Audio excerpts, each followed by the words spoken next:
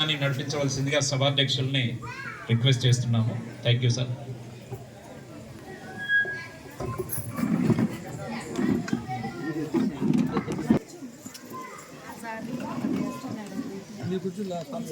చెన్నకృష్ణారెడ్డి గారు, అదేవిధంగా స్వామీజీ గారు,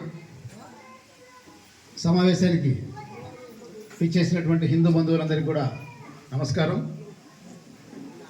నేను సభాధ్యక్షుడిగా ఈ యొక్క కార్యక్రమాన్ని గురించి ఒక 15 నిమిషాలు మాత్రం మాట్లాడతాను. ఆ తర్వాత మనకు ఉన్నటువంటి స్వామీజీ గారు, ప్రధాన వక్త ఎవరైతే వారు ఉన్నారో వారు చాలా అనర్గళంగా మాట్లాడగలరు. స్వామీజీ మాట్లాడిన తర్వాత మళ్ళా మన ప్రధాన వక్త గారు మాట్లాడతారు. ముఖ్యంగా ఈనాటి కార్యక్రమం యొక్క ఉద్దేశ్యం, భారతదేశం అంతా కూడా 81,000 చోట్ల ఈరోజు మన గ్రామంలో ఎలాంటి కార్యక్రమాన్ని జరుపుకుంటున్నామో అలాంటి కార్యక్రమాలు 81,000 చోట్ల భారతదేశం అంతా కూడా జరుగుతూ ఉన్నాయి. మరి జరుపుకోవాల్సిన అవసరం ఏమొచ్చింది? మనం చూస్తూనే ఉన్నాం. వేల సంవత్సరాల నుంచి, స్వతంత్రం వచ్చినాక 78 సంవత్సరాలు గడిచినా హిందూ ధర్మం మీద, హిందూ మతం మీద, హిందూ సమాజం మీద, హిందూ సంస్కృతి సాంప్రదాయాల మీద దాడులు నిరంతరం జరుగుతూనే ఉన్నాయి. ఇక్కడనే కాదు, మన నుంచి పక్కకు విడిపోయినటువంటి పాకిస్తాన్లో పరిస్థితి మనం చూస్తాం, బంగ్లాదేశ్లో ఉన్నటువంటి పరిస్థితి మనం చూస్తాం.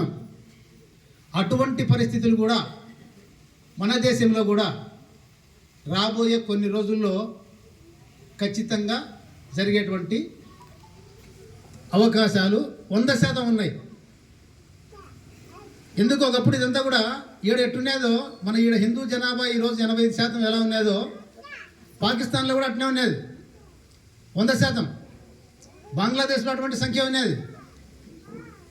మరి మన మెజారిటీగా ఉన్నంత వరకు కూడా ఎవరిని ఇబ్బంది పెట్టినటువంటి పరిస్థితి ప్రపంచంలో ఎక్కడా లేదు.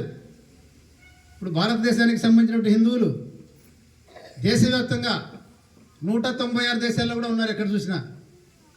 కానీ ఎక్కడ కూడా వాళ్ళ వల్ల ఎవరికీ సమస్య లేదు.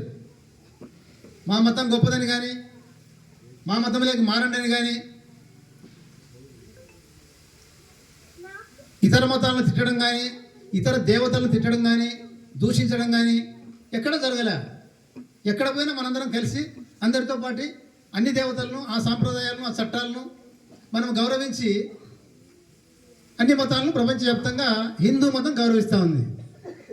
కానీ హిందూ మతాన్ని ధ్వంసం చేయాలనేటువంటి ఉద్దేశంతో ప్రధానమైనటువంటి 2 మతాలు నిరంతరము 1000 సంవత్సరాల నుంచి ప్రయత్నం చేస్తూనే ఉన్నాయి. 1000 సంవత్సరాల నుంచి ప్రయత్నం చేసినా మనకేం కాలేదు అని మనం అనుకుంటాను. చాలామంది ఆ మాట కూడా అంటారు, హిందూ మతాన్ని ఎవరు ఏమి చేయలేరు అని. ఎవరు ఏమి చేయకపోతే పాకిస్తాన్లో ఉన్నటువంటి హిందువులంతా ఎక్కడ వినారు? పాకిస్తాన్లో ఉన్నటువంటి దేవాలయాలన్నీ ఎక్కడ వినాయి? అక్కడ కూడా మనం ఇలాంటి దేవాలయాలు, దసరా, శ్రీరామనవమి, వినాయక చవితి, ఇవన్నీ కూడా అక్కడ కూడా జరుగుతున్నాయి, వరలక్ష్మి వ్రతాలు. మరి పొద్దు మనము బంగ్లాదేశ్లో కానీ పాకిస్తాన్లో కానీ జరుపుకునే పరిస్థితి ఉందా?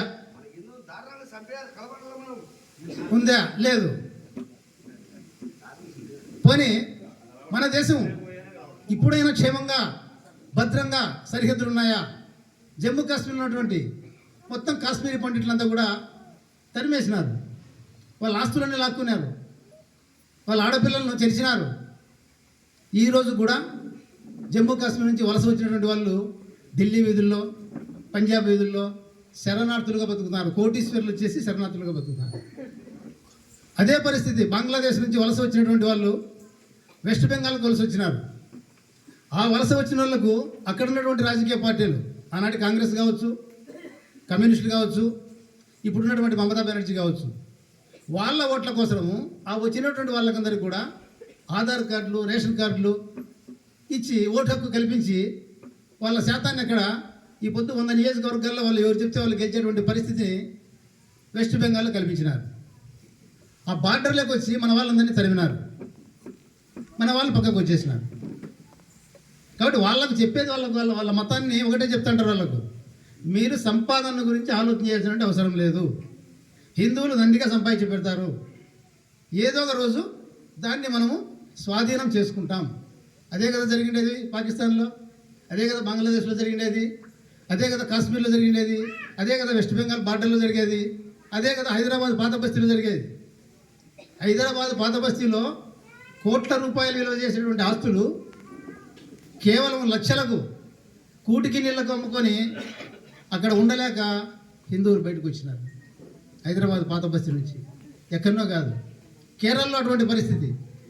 మనకు రాలేదనుకుంటే కాదు, అక్కడ మన దారికి వచ్చేసరికి మన చుట్టూ చూస్తే ఎవరు ఉండరు మనకు.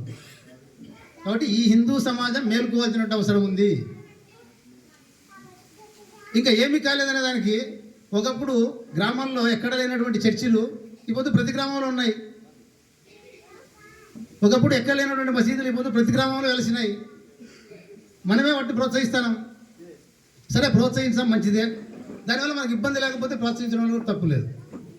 అలా ప్రోత్సహించినటువంటి దేశాలు ఏమైనాయి, అలా ప్రోత్సహించినటువంటి ప్రాంతాలు ఏమైనాయి, రాయచోట్ల ఏం జరుగుతుంది, దగ్గరగా ఇట్లా అనేక రకమైనటువంటి సంఘటనలు. వేంపల్లిలో ఏం జరిగింది, పోలీస్ స్టేషన్ మీద పడి. పులివెందులో ఏం జరిగింది, పోలేరమ్మ దాని గురించి ఎంత రాద్ధాంతం అది. అక్కడ ఉన్నటువంటి మొత్తము ఆ దేవాలయానికి సంబంధించినటువంటిది 2 ఎకరాలు దాని, అక్కడ దాన్ని పూర్తిగా కాంపౌండ్ కట్టి ఆక్రమించుకున్నారు. దాని పక్కన ఉన్నటువంటి చిన్న దేవాలయం, దాన్ని కూడా లేకుండా చేయాలని ఆడ దావ వీకినారు, కాంపౌండ్ పగలగొట్టి. ఎట్లా మధ్యలోనే వాళ్ళు మేలుకొని ఒక 4-5 నెలలప్పుడు దాన్ని బంద్ చేసినారు. సరే, అంతటితో ఊరుకుండలే. ముందర ఒకటి త్రిశూలం ఉన్నది, అది పడిపోయింది ఏదో, దాన్ని తిరిగి నాటుతా అంటే అబ్జెక్షన్ చెప్పినారు. అంటే 2 ఎకరాలు స్థలం ఆక్రమించుకుంటుంది, ఇదేమన్నా బయట ఉండేటువంటి చిన్న గుడి, అది కూడా లేకుండా చేయాలంటే ప్రయత్నం చేస్తే ఇంకా మనం వాళ్ళకు చేసేటువంటి సహాయం కావచ్చు, వాళ్ళకు మనము ఏదన్నా ఒక మసీదు కావచ్చు, చర్చి కావచ్చు, శ్మశానం కావచ్చు, ఏది కావాలన్నా దాన ధర్మం మనమే ఇస్తాను, స్థలం మనమే ఇస్తాను, డబ్బు మనమే ఇస్తాను. అంటే మనం మెజారిటీగా ఉన్నంత వరకు వాళ్ళు కూడా క్షేమంగానే ఉంటారు. మనం మెజారిటీ లేకుండా పోతే మనం ఉండం, అంటే మన ఉనికికి ప్రమాదం. ఈ ప్రయత్నం అంతా కూడా మనము, మన సంపద, మన ఉనికి, మన యొక్క సరిహద్దులు, భారతదేశ సరిహద్దులు, మతానికి సరిహద్దులకు సంబంధం ఉంది. మనం దాన్ని జాగ్రత్తగా గమనించాలా. మతం అంటే మనం ఊరికే వ్యక్తిగతమని అనుకోవద్దు. మతం ఆధారంగానే ఈరోజు మన నుంచి విడిపోయినటువంటి ఇవన్నీ కూడా 70 లక్షల చదరపు కిలోమీటర్లు ఉన్నటువంటి అఖండ భారత్, 70 లక్షల చదరపు కిలోమీటర్లు. ఈ పొద్దు మిగిలిండేది 30 లక్షల చదరపు కిలోమీటర్లు మాత్రం మిగిలింది. పోయిండేది 40 లక్షల చదరపు కిలోమీటర్లు. దేని ఆధారంగా పోయింది? అది మతం ఆధారంగా పోయింది. మతం ఆధారంగా పోయింది కాబట్టి మనం మతాన్ని గురించి ఆలోచన చేసినట్టు పరిస్థితి వచ్చింది. లేకుంటే హిందువు మతం అనే దాని గురించి ఎప్పుడు ఆలోచన చేయలేదు. తప్పనిసరి పరిస్థితుల్లో మన భూభాగాలను రక్షించుకునేదానికి, అదేవిధంగా మన ఆస్తులను రక్షించుకునేదానికి, మన ఆడపిల్లలను రక్షించుకునేదానికి మనము చైతన్యం కావాల్సినటువంటి అవసరం ఉంది. అది ముందే తెలుసుకొని చైతన్యం అయితే రాబోయేటువంటి ఉపద్రవాన్ని మనం నివారించవచ్చు. దాని కొరకే మనం గ్రామాల్లో చైతన్యం కల్పించడానికి హిందువుల్లో పార్టీల పరంగా మనం ఏ పార్టీలోనే ఉండొచ్చు. మనది ప్రజాస్వామ్యం. నువ్వు కాంగ్రెస్లో ఉండు, వైసీపీలో ఉండు, టీడీపీలో ఉండు, జనసేనలో ఉండు, బీజేపీలో ఉండు, కమ్యూనిస్టులో ఉండు, దేంట్లోనే ఉండు. నీ ధర్మానికి హాని కలిగినప్పుడు నువ్వు ఎక్కడికక్కడ ప్రశ్నించేటట్టు ఉండాలి. నీకు ప్రమాదం అనేది కనపడినప్పుడు నువ్వు దాన్ని ఎదిరించేటట్టు ఉండాలి. నీకు తెలిసినటువంటి సమాచారాన్ని దేశంలో 10 మందికి నువ్వు చెప్పగలిగేటట్టు ఉండాలి. నీ అంతకు నువ్వు తెలుసుకొని మనసులో పెట్టుకుంటే ఏం ఉపయోగం లేదు. నీకు తెలిసినటువంటి వాళ్లకు మనం చెప్పగలగాలి, నీ బంధువులకు, నీ స్నేహితులకు. ఎన్నో రకాలుగా మనం ఎన్నో మాటలు మాట్లాడుతుంటాం, 10 నుంచి సాయంత్రం వరకు, రచ్చబండల మీద, చెట్ల కింద. ఈ ధర్మాన్ని గురించి కూడా మనం మాట్లాడగలిగేటట్టు ఉండాలి. మనకు తెలిసిన విషయాలు, ఈ తెలిసిన విషయాలు మనం ఎక్కడ సేకరించాలంటే, మనకు ఇప్పుడు సోషల్ మీడియా బాగా ఉపయోగపడుతూ ఉంది. గ్రామాల్లో ఉన్నటువంటి యువకులు సాధ్యమైనంత మందిని మీరు ఒక గ్రూప్, హిందూ గ్రూప్ అనేది ఒకటి ఏర్పాటు చేసుకొని గ్రామానికి 100 మందిని కానీ 200 మందిని కానీ మీరు చేర్చుకోగలిగితే ఆ వచ్చేటువంటి మెసేజెస్ రోజు జరుగుతున్న ఏదో ఒకటి, హిందువుల మీద ఒక రోజు అని కాదు, ప్రతిరోజు ఏదో ఒకటి జరుగుతూనే ఉంది. కాబట్టి ఆ వచ్చినటువంటి దానిలను మనము ఆ యొక్క గ్రూపుల్లో పెట్టగలిగితే వాళ్ళకి అవగాహన కలుగుతుంది. జమ్మూ కాశ్మీర్లో జరిగింది మొన్న 26 మందిని కాల్చి చంపినారు. ఏం ఆధారంగా చంపినారు వాళ్ళని కాల్చి? మనం ఇక్కడ చూస్తే ఏమనుకుంటాను, కులాల గురించి మాట్లాడుకుంటాను, తర్వాత ప్రాంతాల గురించి మాట్లాడుకుంటాను, భాషల గురించి మాట్లాడుకుంటాను. మరాఠీలని, కన్నడిగులని, తమిళుడని, వాడని, ఈడని, ఉత్తరాదని, దక్షిణాదని మాట్లాడుకుంటాను, ఆర్యులని, ద్రావిడులని మాట్లాడుకుంటాను. మరి మనం గలాటపడేటువంటి ఈ విషయాలపైన ఏమన్నా చూసి కాల్చినారా వాళ్ళు? నువ్వు హిందువా కాదని అడిగినారు అంతే. నువ్వు హిందువు అయితే చంపినారు, బొట్టు పెట్టుకుంటే చంపినారు కాల్చి, బట్టలు ఇప్పి సుంతి చేసుకున్నారా లేదని చూసి కాల్చినారు. ఏం ఆధారంగా కాల్చినారు? మతం ఆధారంగా కాల్చినారు. కాబట్టి మతాన్ని గురించి మనం ఆలోచన చేయాల్సినటువంటి పరిస్థితి వచ్చింది. నిన్న బంగ్లాదేశ్లో హిందువులని ఒక అబ్బాయి, అతను ఒక గార్మెంట్ షాప్లో పనిచేస్తాడు, ఒక గార్మెంట్ ఫ్యాక్టరీలో. అతనికి అక్కడ ఉన్నటువంటి ఇంకొక ముస్లిం అబ్బాయికి ఏదో భేదాలు వచ్చినాయి. అది మళ్ళీ పెడితే సరిపోనే, అది లాస్ట్లో పెట్టండి అమ్మా, లాస్ట్లో పెట్టండి. అక్కడ పనిచేసేటువంటి గార్మెంట్ ఫ్యాక్టరీలో పనిచేసేటువంటి ఒక ముస్లిం అబ్బాయికి, ఒక హిందూ అబ్బాయికి అక్కడ సమస్య వచ్చింది. ఆ అబ్బాయి ఏం చేసినాడు, ఆ ముస్లిం అబ్బాయి అల్లాను దూషించినాడు అని ఒక దుష్ప్రచారం చేసినాడు ఈ హిందూ అబ్బాయి మీద. అల్లాను దూషించినాడు అని వచ్చి పన్నారు. భయపడిపోయి పోలీస్ స్టేషన్లో పన్నాడు అతను అబ్బాయి. పోలీసు వాళ్ళని కనీసం రక్షణ కల్పించినారంటే, అల్లాను దూషించినారంటే అది తప్పే కదా అనేటువంటి ఉద్దేశంతో, అంటే ఆ సమాజం అట్టుంది వాళ్ళది. ఆ అబ్బాయిని అప్పచెప్పినారు గుంపుకు, అల్లరి గుంపుకు అప్పచెప్పినారు. ఆ అల్లరి గుంపుకు అప్పచెప్తే ఒక పోలుకు కట్టేసి సచ్చినంత వరకు కొట్టి పెట్రోల్ పోసి అగ్గిపెట్టినారు. ఈ విషయాలు మనకు తెలియాలంటే ఖచ్చితంగా మనం ఏదో గ్రూప్లో ఉంటేనే తెలిసేది. ఈ విషయాలు చాలామందికి తెలియదు. మళ్ళీ నిన్న లేక మొన్న ఇంకోటి ఎట్టాడితే హిందూ అనేటువంటి ఉద్దేశంతో పెట్రోల్ పోసినారు, అగ్గి పెడతానంటే అతను పోయి దాంట్లో మన చెరువులో దుంకినాడు, ప్రాణాలతో బయటకు వచ్చినాడు. మళ్ళీ హాస్పిటల్లో తెరిస్తే హాస్పిటల్లో కూడా చనిపోయినాడు. కనీసం వాళ్ళ నాయన అనేది కూడా తెలియకుండా ఆ చిన్న అబ్బాయి ఎవరు అనుకొని దాన్ని వీడియో కూడా తీసినాడు. అగ్గి పెట్టేది వాళ్ళ నాయన కానీ తెలియ, ఎవరు అనుకున్నాడు, ఇతను పోతానాడు. ఆ ఫోటో తీసి వీడియో పెట్టినారు. కేవలం హిందూ అనేటువంటి కారణం. మనం చేస్తామట, ఎక్కడన్నా చేసినామట, ఎన్ని రకాల సహాయం చేస్తానో వాళ్ళకు. ఇక్కడ ఇచ్చేటువంటి ప్రభుత్వాలు ఇచ్చేటువంటి ప్రతి పథకం వాళ్ళకు గుర్తిస్తుంది. ప్రతి పథకం ఏదైనా కూడా అది ఇంకా మనకన్నా కొంచెం ఎక్కువే.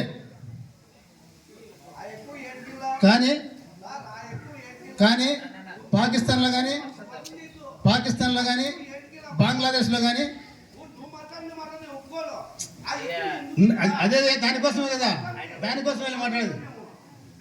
అదే పాకిస్తాన్లో కానీ బంగ్లాదేశ్లో కానీ ఇచ్చేటువంటి రాయితీలు ఉంటాయి కదా, ప్రభుత్వం ఇచ్చేటువంటి రాయితీలు నువ్వు హిందూగా ఉంటే నీకు వర్తించమంటారు. నువ్వు హిందూగా ఉంటే ప్రభుత్వానికి సంబంధించినటువంటి రాయితీలు మీకు వర్తించవని చెప్తారు. ఆ రకంగానే మొత్తం అక్కడ ఉన్నటువంటి 29% జనాభా పొద్దు పాకిస్తాన్లో ఎంతకు వచ్చిందా? 8%, 9% వచ్చింది. అంత కూడా కాదు, 4% ఎంతకు వచ్చింది. బంగ్లాదేశ్లో ఉన్నారు 29-30%, ఆడ కూడా తగ్గిపోయినారు హిందువులు. కానీ ఇక్కడ ఉన్నటువంటి సంఖ్య పెరుగుతూ వస్తుంది. సంఖ్య పెరిగితే ఏం జరుగుతుంది అనేది మనం చూసినాం పాకిస్తాన్లో కానీ బంగ్లాదేశ్లో కానీ. ఇండియాలకు ఆధార్ కార్డు ఇచ్చి ఒక సమావేశం పెట్టి కొన్ని అసెంబ్లీ ఎలక్షన్స్లో మేము అధికారంలోకి వస్తే మిమ్మల్ని ఇక్కడి నుంచి కదిలించము, మిమ్మల్ని ఇక్కడనే ఉంచుతాం, మీరేం భయపడాల్సిన పని లేదని రాజకీయాల్లో ఇలాంటి కార్యక్రమాల వల్ల నాటికి మన ఉనికికి ప్రమాదం వస్తుంది. ఆ రోజు కళ్ళు తెచ్చినా మనము లేడు. మనం కులం కులం కులం అనుకుంటే నీది ఏ కులం కూడా 2 కోట్ల మించి లేదు భారతదేశంలో. నేను పెద్ద మగవాళ్ళం, నేను రెడ్డి, నేను కోరి, నేను కమ్మ, నేను కాపు అనుకుంటే ఏ కులం కూడా 2-3 కోట్ల మించి లేదు. నేను హిందువు అనుకుంటే నీ వెనకాల 80 కోట్ల మంది ఉంటారు. ఆ భావన వస్తేనే రాజకీయ నాయకులు కావచ్చు, రాజకీయం కావచ్చు, అన్నీ కూడా హిందువుల వైపు మళ్ళుతాయి. చేయాల్సినటువంటి పనులు కూడా వాళ్ళు మానుకుంటారు. దొంగ కూడా అంతే. మనం మేల్కొనుంటే రాడు ఇంట్లోకి, మనం నిద్రపోతామంటే వస్తాడు. హిందూ సమాజం కూడా అంతే. మనం మేల్కొన్నామంటే మన గ్రామాల్లోకి రారు. లేకపోతే ఆ పేపర్లు ఇచ్చుకుంటా, మీ దేవుడు సైతాన్ని అనుకుంటా, మీ దేవునికి జీవం లేదని అనుకుంటా బహిరంగంగా ఎట్ట మాట్లాడతారు.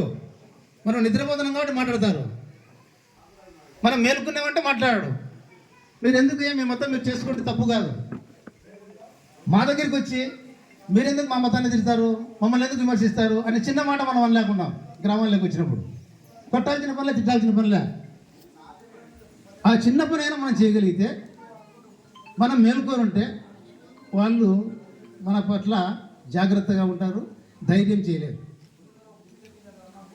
కాబట్టి మనందరం కూడా ఆ ఉద్దేశంతో ఇప్పుడు సమావేశం ఇక్కడ అయిండేది కూడా మనం మేల్కొని 10 మందిని మేల్కొల్పి ఈ ధర్మాన్ని, ఈ దేశాన్ని కాపాడాలని ఆశిస్తూ ఇంతటితో నేను అధ్యక్షుడిగా ముగిస్తున్నాను. తర్వాత మనం స్వామీజీ గారు మాట్లాడుతున్నాం.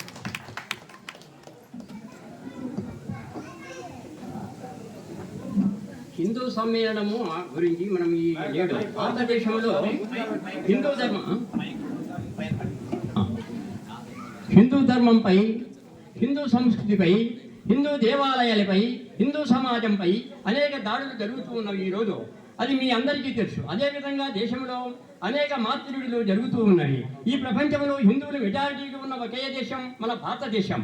ఇక్కడ కాకపోతే ప్రపంచంలో మనకు ఇక స్థానం ఎక్కడ, ఇక్కడ మనం ఎక్కడ జీవించాలి? కావున హిందూ సమాజాన్ని జాగృతం చేయడంలో భాగంగా మన కోమన్వెల్త్ హిందూ సమ్మేళన సమావేశాన్ని ఏర్పాటు చేసుకోవడమైనది. కావున లింగాల మండల వాసులు మరియు చుట్టుపక్కల గ్రామాల హిందూ బంధువులందరూ కుటుంబ సమేతంగా బంధుమిత్రులతో ఈ సమావేశంలో హాజరై హిందువులు ఐక్యతను చాటాలని విన్నవించడమైనది. వచ్చిన మన హిందూ బంధువులందరికీ నా ఆశీర్వచనాలు. భారత మాతాకి జై. జై శ్రీరామ్. ధన్యవాదాలు స్వామి. ఇప్పుడు మన ప్రధాన వక్త గారు శ్రీ చెన్నకృష్ణారెడ్డి గారు, వారు కడప జిల్లా విశ్వ హిందూ పరిషత్ అధ్యక్షులు, వారు ఇప్పుడు మాట్లాడవలసిందిగా కోరుచున్నారు. భారత్ మాతా కీ ఇనపరావాల. భారత్ మాతా కీ జై శ్రీరామ్. జై శ్రీరామ్. అయితే ఆ అన్నగారు ఏమన్నా చెప్పాలనుకుంటే ఆయన కొంచెం ముందుగా ఆయనతో మాట్లాడిస్తే మధ్యలో అంటే ఎవరికైనా ఏదైనా సందేహాలు ఉంటే చివరిలో అందరికీ సమాధానం చెప్పబడుతుంది. అయితే ఏంటంటే మనం చెప్పేటప్పుడు మధ్యలో అడిగితే చెప్పలేక కాదు, కానీ ఇంకా అట్లా నలుగురు లేచి అడిగితే మనం చెప్పాల్సిన విషయాలు చెప్పలేకపోతాం. అందుకే అన్న ఏదైనా ఉంటే ముందు ఆయనతో మాట్లాడిస్తే ప్రయత్నం చేయండి. రమణారెడ్డి అన్న, ఈరోజు భానువారం సాయంత్రం వేళ చింతల వెంకటరమణ స్వామి ఆలయంలో చేరినటువంటి ఈ కొమ్మనుత గ్రామంతో పాటు చుట్టుపక్కల ఉన్నటువంటి హిందూ బంధువులందరూ ఇక్కడికి వచ్చి ఉన్నారు. అందరికీ కూడా పేరు పేరున ధన్యవాదాలు తెలియజేసుకుంటూ, ముందుగా నాకు జన్మనిచ్చిన తల్లిదండ్రులకు, నన్ను సన్మార్గంలో నడిపించిన మా గురుదేవులు గండి కైలాసాశ్రమం శ్రీ రామానంద స్వామి వారి పాదపద్మములకు ప్రణమిల్లుతూ,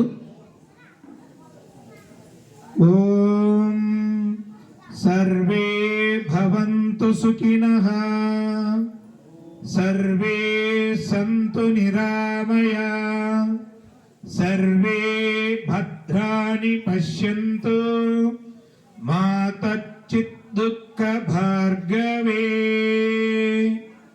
ఓం శాంతి శాంతి శాంతి. ఇక్కడ వచ్చినటువంటి అందరూ కూడా దైవ సన్నిధిలో ఈ సమయానికి మనం ఇక్కడ కూర్చొని ఒక సత్సంగం అంటే మంచి సాన్నిహిత్యం గల 10 మందితో కూర్చొని మనము ఈరోజు కొన్ని దేశ విషయాలు అయితేనేమి భగవంతుని విషయాలు అయితేమి మనం తెలుసుకోవడం అనమాట. ఇందాక మన అధ్యక్షులు వారు చెప్పారు, స్వామీజీ కూడా చెప్పారు, భారతదేశంలో ఇప్పటి వరకు భారతదేశం పైన ఎంతో మంది ఎన్నో దేశాలు దండయాత్ర చేసి భారతదేశ సంపదను కొల్లగొట్టుకున్నాయి. కానీ భారతదేశం ఏ దేశం పైన ఇప్పటి వరకు దండయాత్ర చేసిన సందర్భం ఒక్కటి కూడా లేదు. ఎందుకు ఇప్పటికే కొంత ఆలోచన మనకు రావాలి. ఎందుకంటే భారతదేశం అనాదిగా సుసంపన్నమైన దేశం.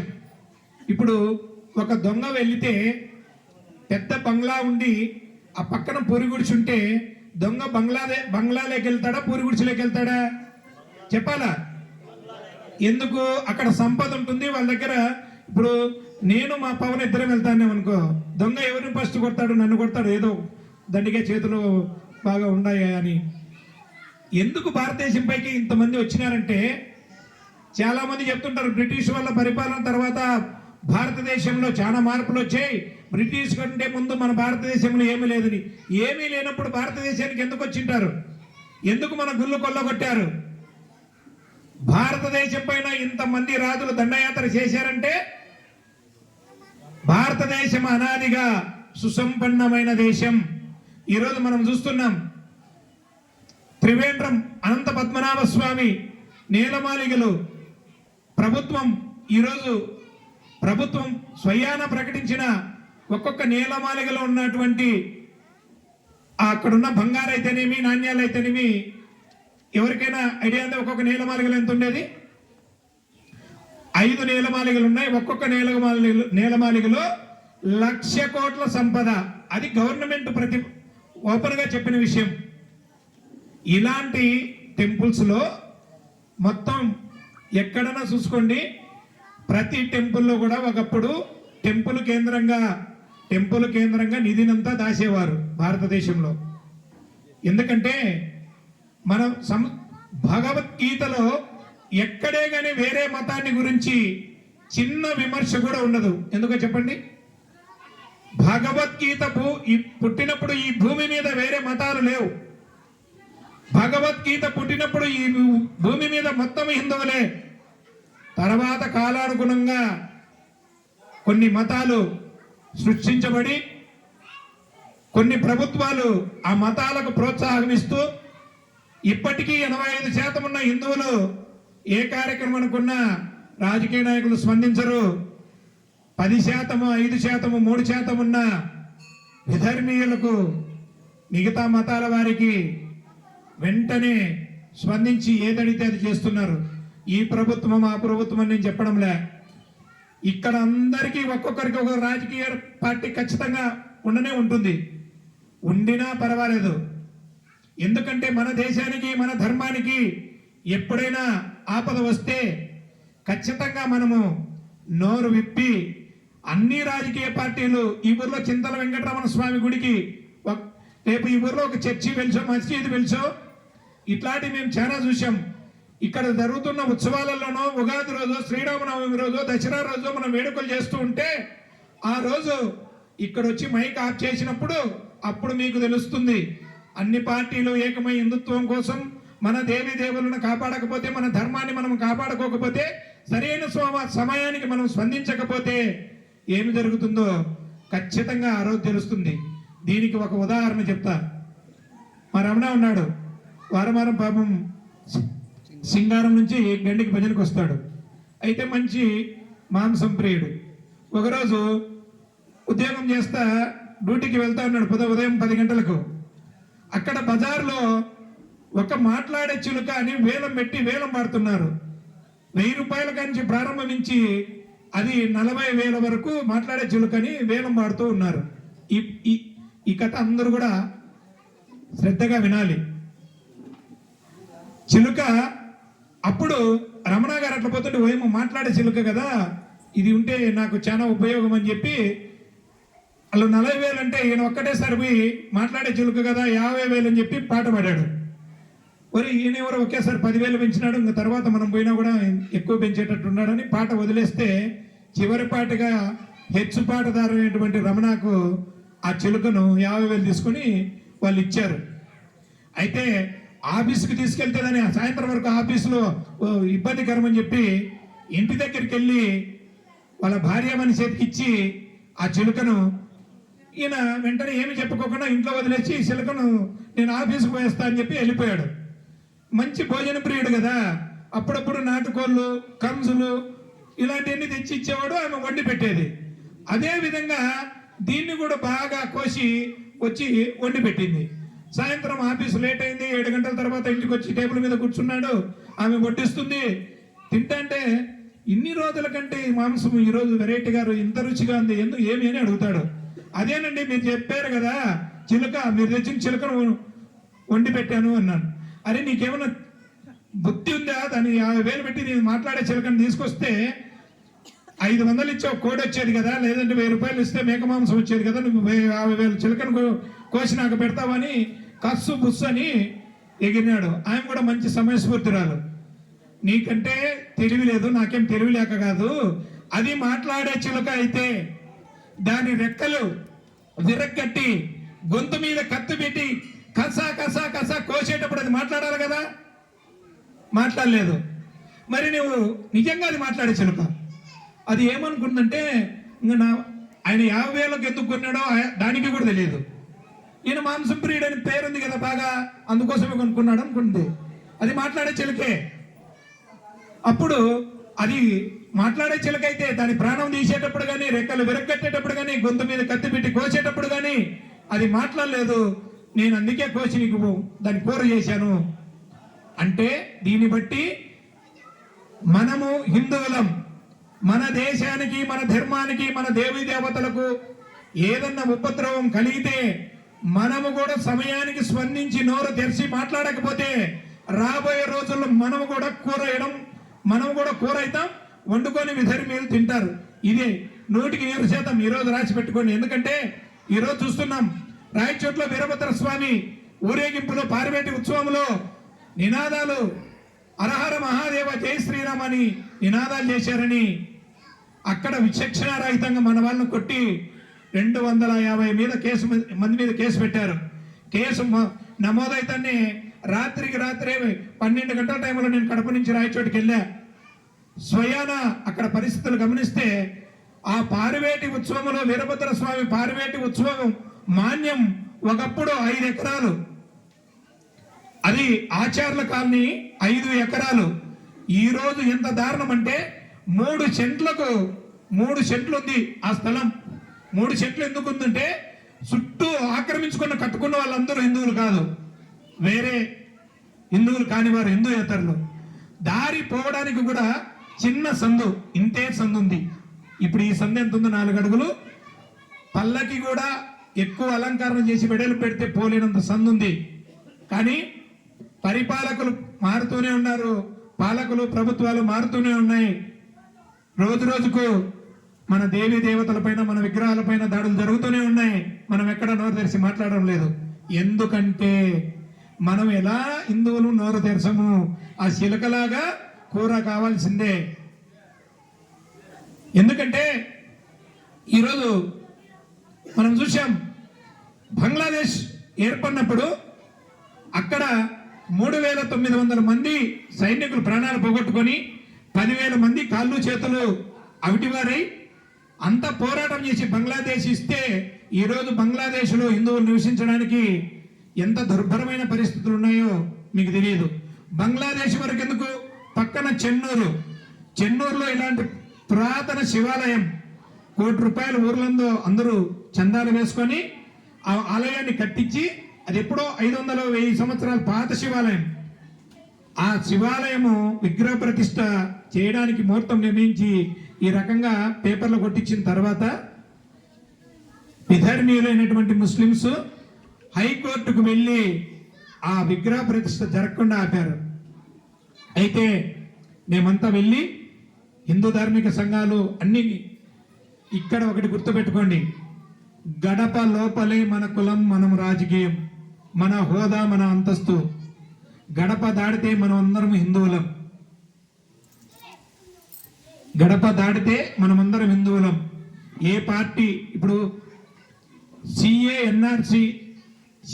ఎన్ఆర్సీని కేంద్ర ప్రభుత్వం గత 3 సంవత్సరాలకు ముందు ఒక ప్రతిపాదన తీసుకొచ్చింది. అప్పుడు ముస్లిమ్స్ ప్రతి టౌన్లో అన్ని పార్టీల వాళ్ళు కలిసి దాదాపు 3 నెలలు అందరూ కలిసి ఏం చేశారు, ర్యాలీలు చేశారు. దాంట్లో ప్రతి పార్టీ వాడు పాల్గొన్నాడు. అలాగే మన ఓటు మన ఇష్టం, మన నాయకుడు మన అభిమానం మన ఇష్టం. కానీ మన ధర్మానికి వచ్చేదానికి మనందరం ఏకమయ్యే రోజు రాకపోతే, ఇందాక మన సార్ చెప్పారు, ఎంపీడీఓ గారు, మనమేమో సంపాదన కోసం నిరంతరం తప్పిస్తున్నాం, సంపాదన పెంచుకుంటూ ఉన్నాం. వాళ్ళు మా సంతానాన్ని పెంచుకుంటే రాబోయే రోజుల్లో పాలకులు మేమైతాం, చట్టాలు మేము చేస్తాం. ఈ దేశాన్ని సెక్యులర్ కంట్రీ నుంచి ముస్లిం కంట్రీగా మార్చుకుందామనే ఒక పెద్ద దృఢ నిశ్చయంతో ఉన్నారు. మనమేమో మన కొడుకు ఎండిఓ కావాలా, కలెక్టర్ కావాలా, ఎంఆర్ఓ కావాలా, ఐఏఎస్ కావాలా, ప్రభుత్వంలో మా కొడుకు ఉద్యోగంలో ఉండాలని మనం ఆలోచిస్తున్నాం. ఆ ప్రభుత్వాన్ని నడిపే వ్యవస్థే మాది కావాలని వాళ్ళు ఆలోచిస్తున్నారు. దయవుంచి రాజకీయాలు ఆ టయానికి ఏమైనా సరే దేశం ధర్మం గురించి ఆలోచించి మనము చేయాలి. ఎందుకంటే ఈరోజు చూస్తున్నాం, వెంకటేశ్వర స్వామి బీబీ నాంచారమ్మ అందరికి తెలుసు కదా. బీబీ నాంచారమ్మ వాస్తవానికి వెంకటేశ్వర స్వామి బీబీ నాంచారమ్మను వివాహం చేసుకోలేదు, తాళి కట్టలేదు. ఇక్కడున్న పెద్దలు చాలా పెద్దలు ఉన్నారు. ఇప్పటికి కూడా బీబీ నాంచారమ్మకు పూజలు అందుకుంటూనే ఉంది. ఏ ధర్మాన్నైనా ఏ మతాన్నైనా ఎదుటి వారిలో దైవాన్ని చూసే గొప్ప గుణం మన హిందువులది. సర్వే భవంతు సుఖినః అనే ఏకైక ధర్మం హిందూ ధర్మం. సర్వే భవంతు సుఖినః అని మనం తప్ప ప్రపంచంలో ఎవరు అనరు.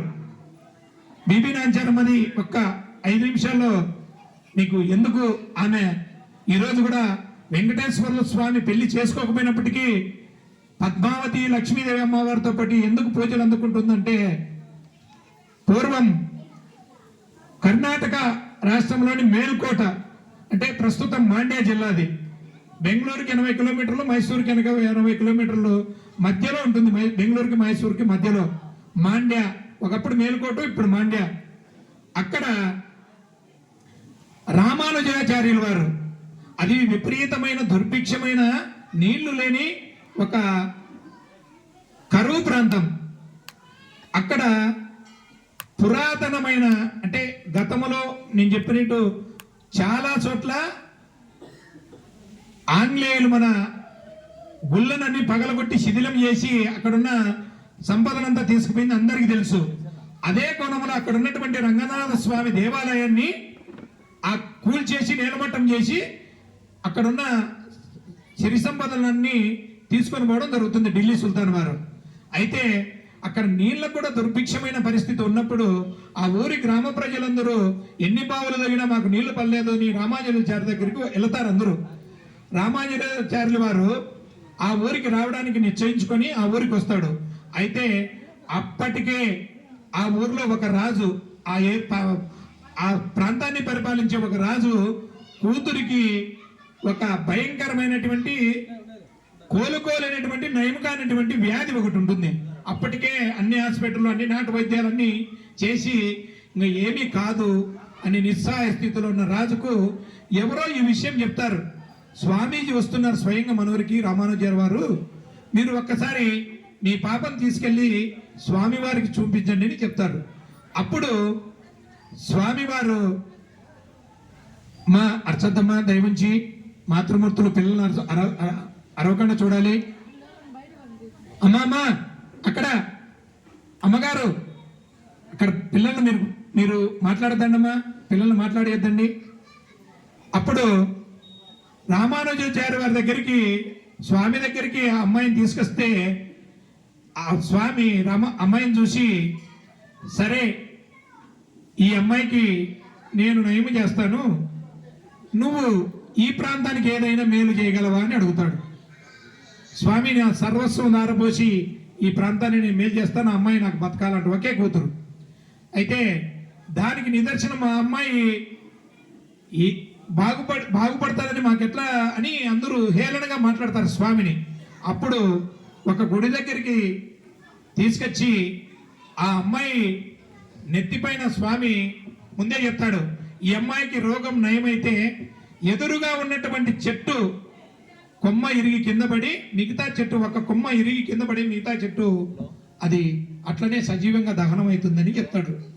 అప్పుడు స్వామివారు తన పాదం బొటన వేలు అమ్మాయి నుదుటికి తగిలిస్తానే అక్కడ ఆ కొమ్మ ఇరిగి పడుతుంది, మిగతా చెట్టు అగ్ని ఆగుతవుతుంది.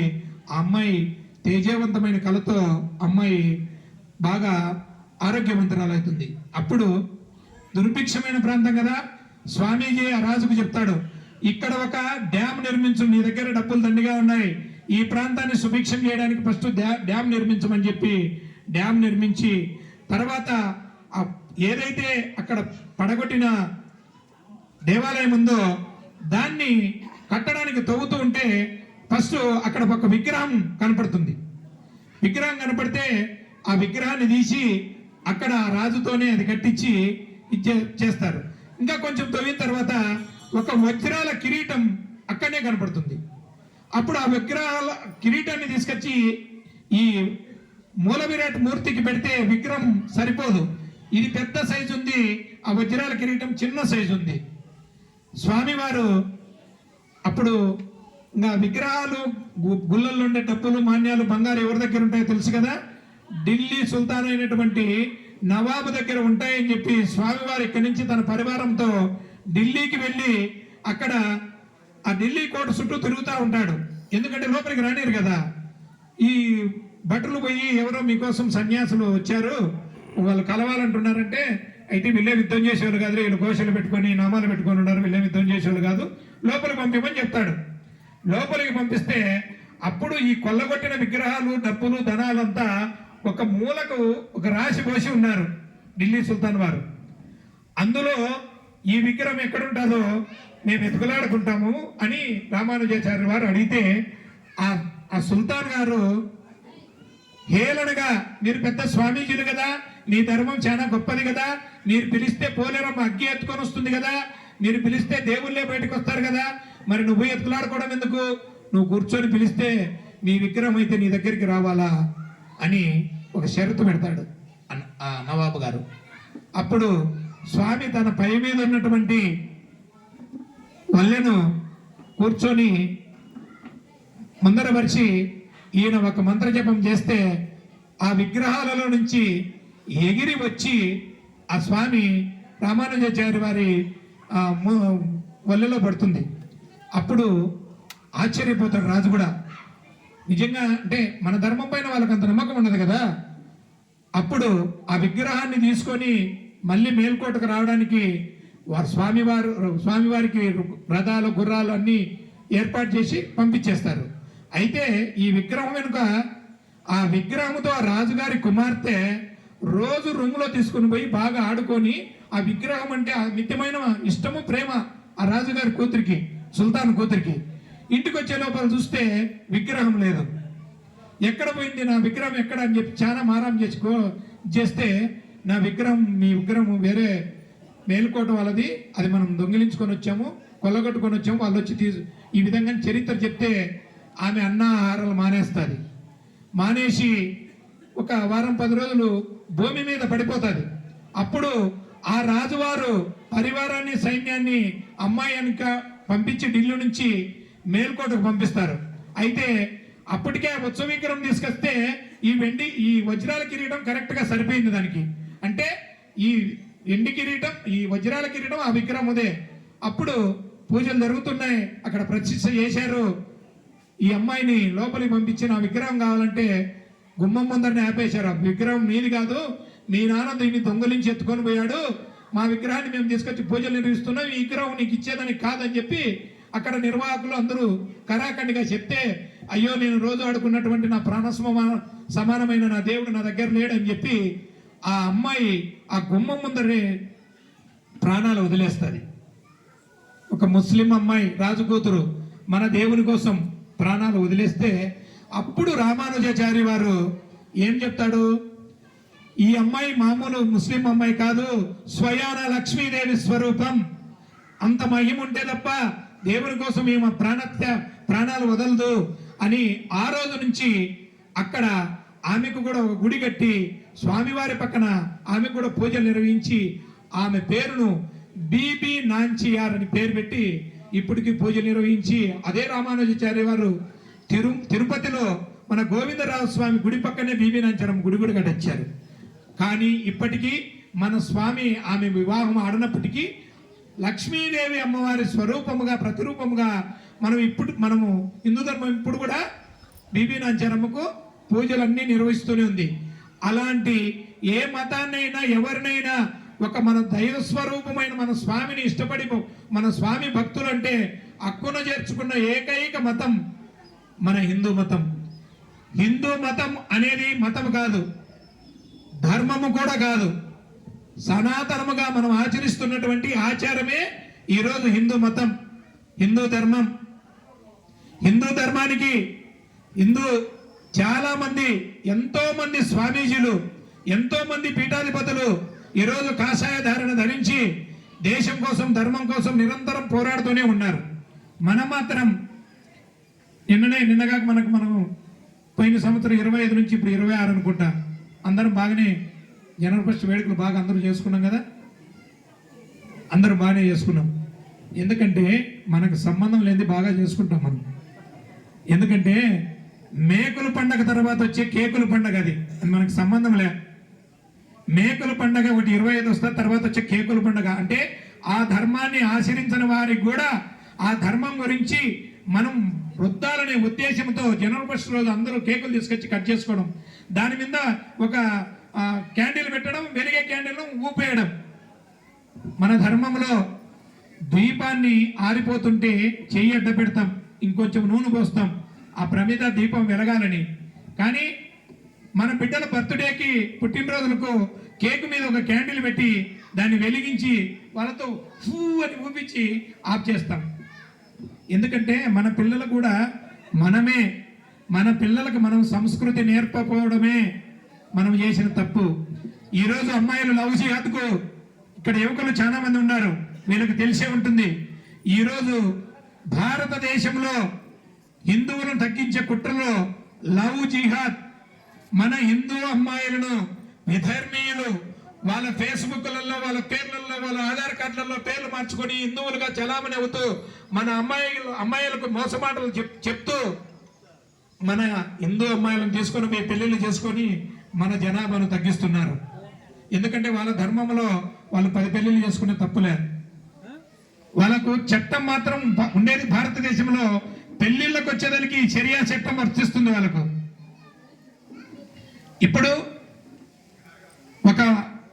ఈ మధ్య రీసెంట్గా మీ లింగాల మనవరాలు మా ఊరి అమ్మాయి రెడ్డి గారి అమ్మాయి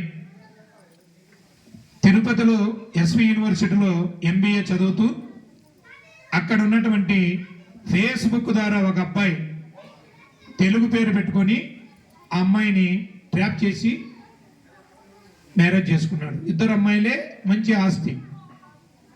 అయితే ఆ అమ్మాయికి పెళ్లి కాకముందే ఆ అబ్బాయి ముస్లిం అని తెలిసి కూడా అబ్బాయి తెలిపి పెళ్లి చేసుకుంది. మేము ఎన్ని ప్రయత్నాలు చేసి తిరిగి రాలే. మన పిల్లలకు మన ధర్మం మన సంస్కృతి సంప్రదాయాలు చెప్పకపోతే లవ్ జిహాద్కు బలైపోతున్నారు. లవ్ జిహాద్ కోసం ఈరోజు హిమాలయ ప్రొడక్ట్స్ మనం కొంటున్నాం. హిమాలయ కంపెనీ పేరు హిమాలయ కానీ ముస్లిం కంపెనీ. అది సంవత్సరానికి 3,000 కోట్లు లవ్ జిహాద్ కోసం ఖర్చు పెట్టే కంపెనీ.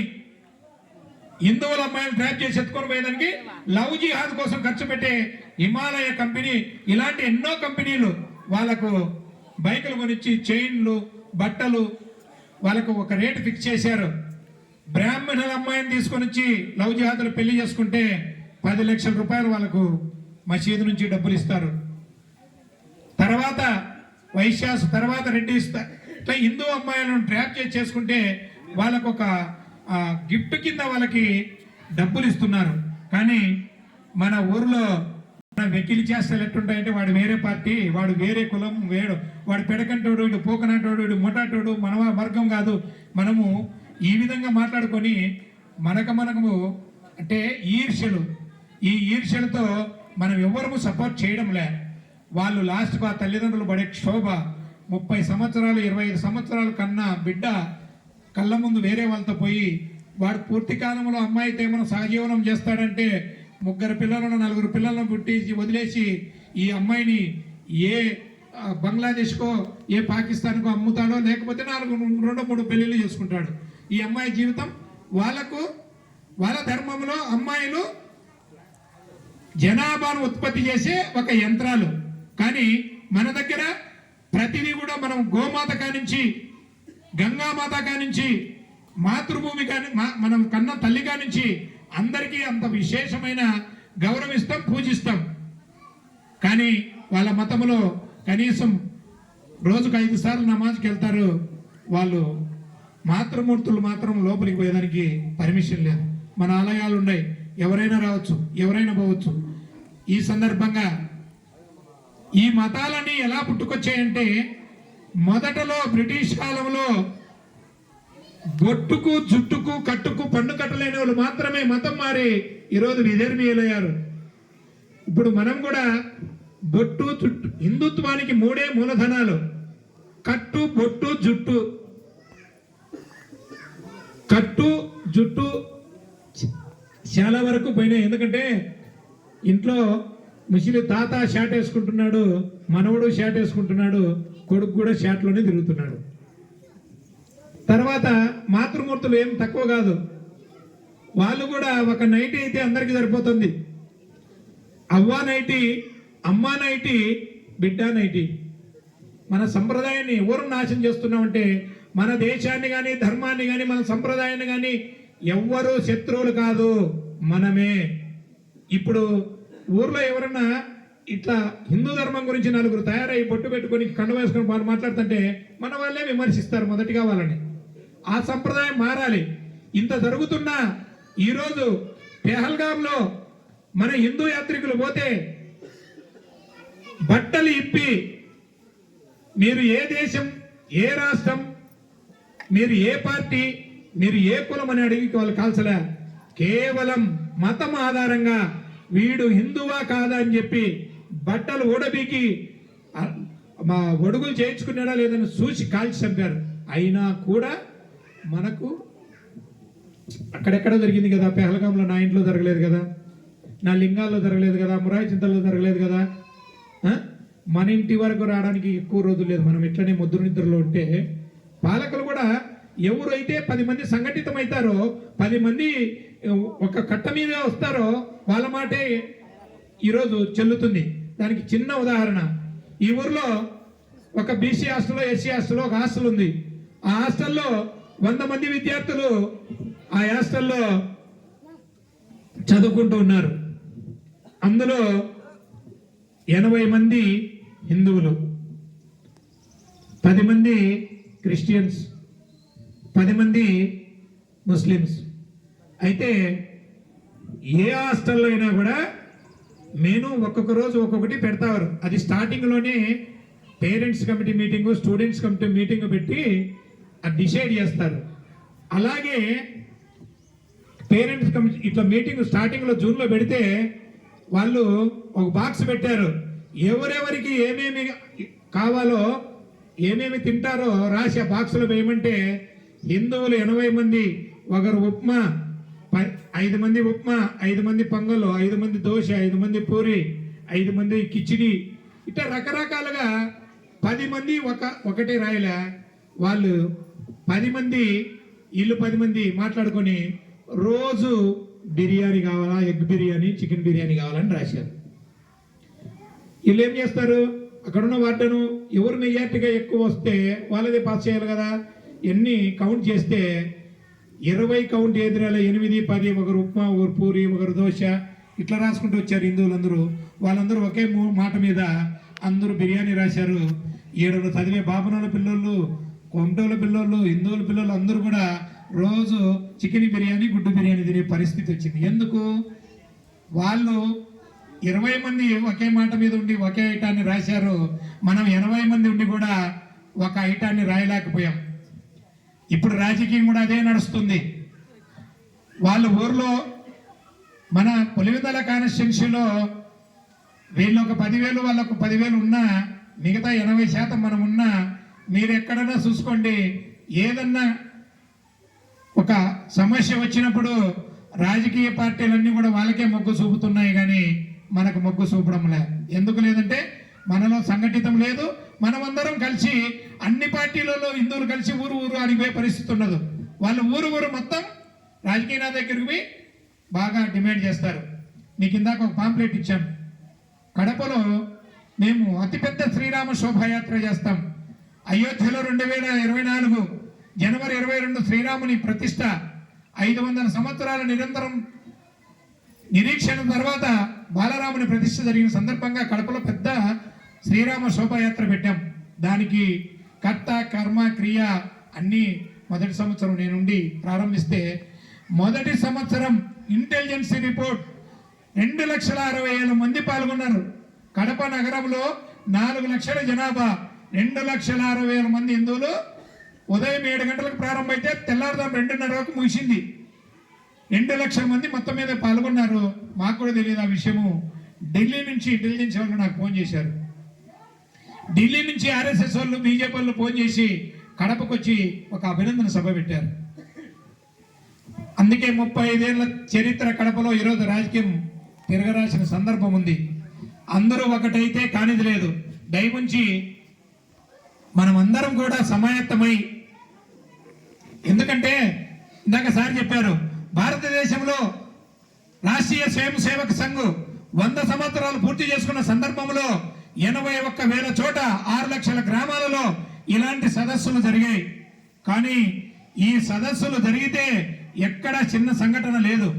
ఈ సదస్సులు చిన్న అల్లర్లు కూడా లేవు. ఎందుకంటే హిందువులకు ఒక సంప్రదాయం, ఒక నిబద్ధత, ఒక దేశభక్తి, ఒక పెద్దల అనుకరణ, గురువుల పరంపర ఇవన్నీ కూడా ఉంటాయి. మనం ఏది నేర్చుకుంటే అదే మన పిల్లలు నేర్చుకుంటారు.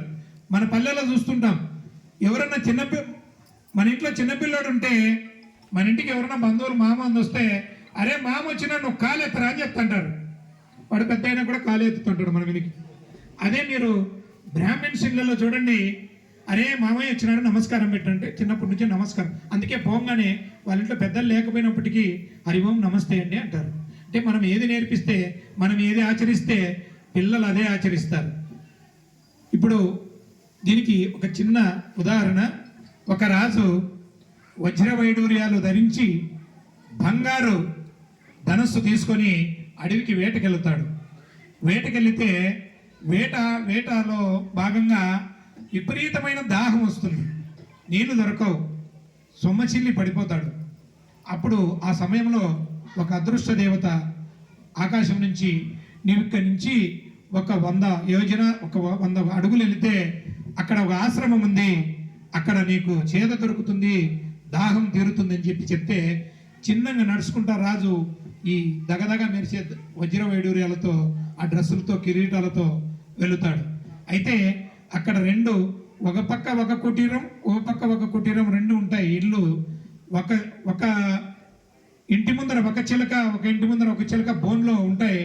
ఈ రాజును చూసి మొదటి బోనులో ఉన్న చిలక, అరే ఎవరో మంచి పార్టీ వచ్చింది, దగదగ మెరిసిపోతున్నాడు, దండిగా సొమ్ముంది, రాండ్రా దోసుకుందాం అని అరుస్తుంది.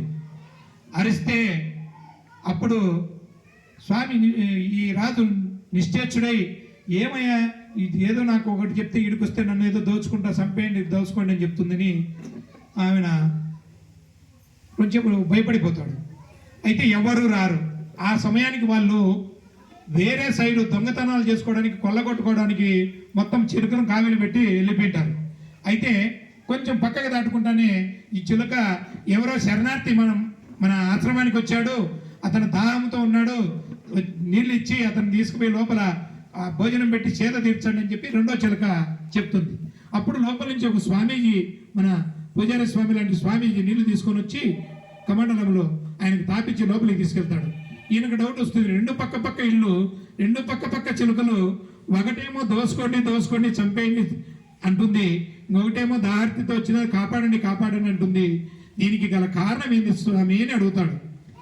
నాయన, మా తండ్రికి 2 కొడుకులు మేము, మా నాన్నకు 2 చిలుకలు ఉండేటివి, మేము ఏ అన్నదమ్ములైనా విడిపోక తప్పదని మేమిద్దరము మాకు ఆస్తులు పంచి ఇచ్చేటప్పుడు ఈ కుటీరాలు చెరొకటిచ్చి చిలకను కూడా చెరొకటిచ్చారు. అయితే దురదృష్టవశాత్తు నా తమ్ముడు ఒక గజ దొంగ, దాన్ని వాడు తాకాడు, దానికి అదే బుద్ధులు వచ్చినాయి, దొంగ బుద్ధులు.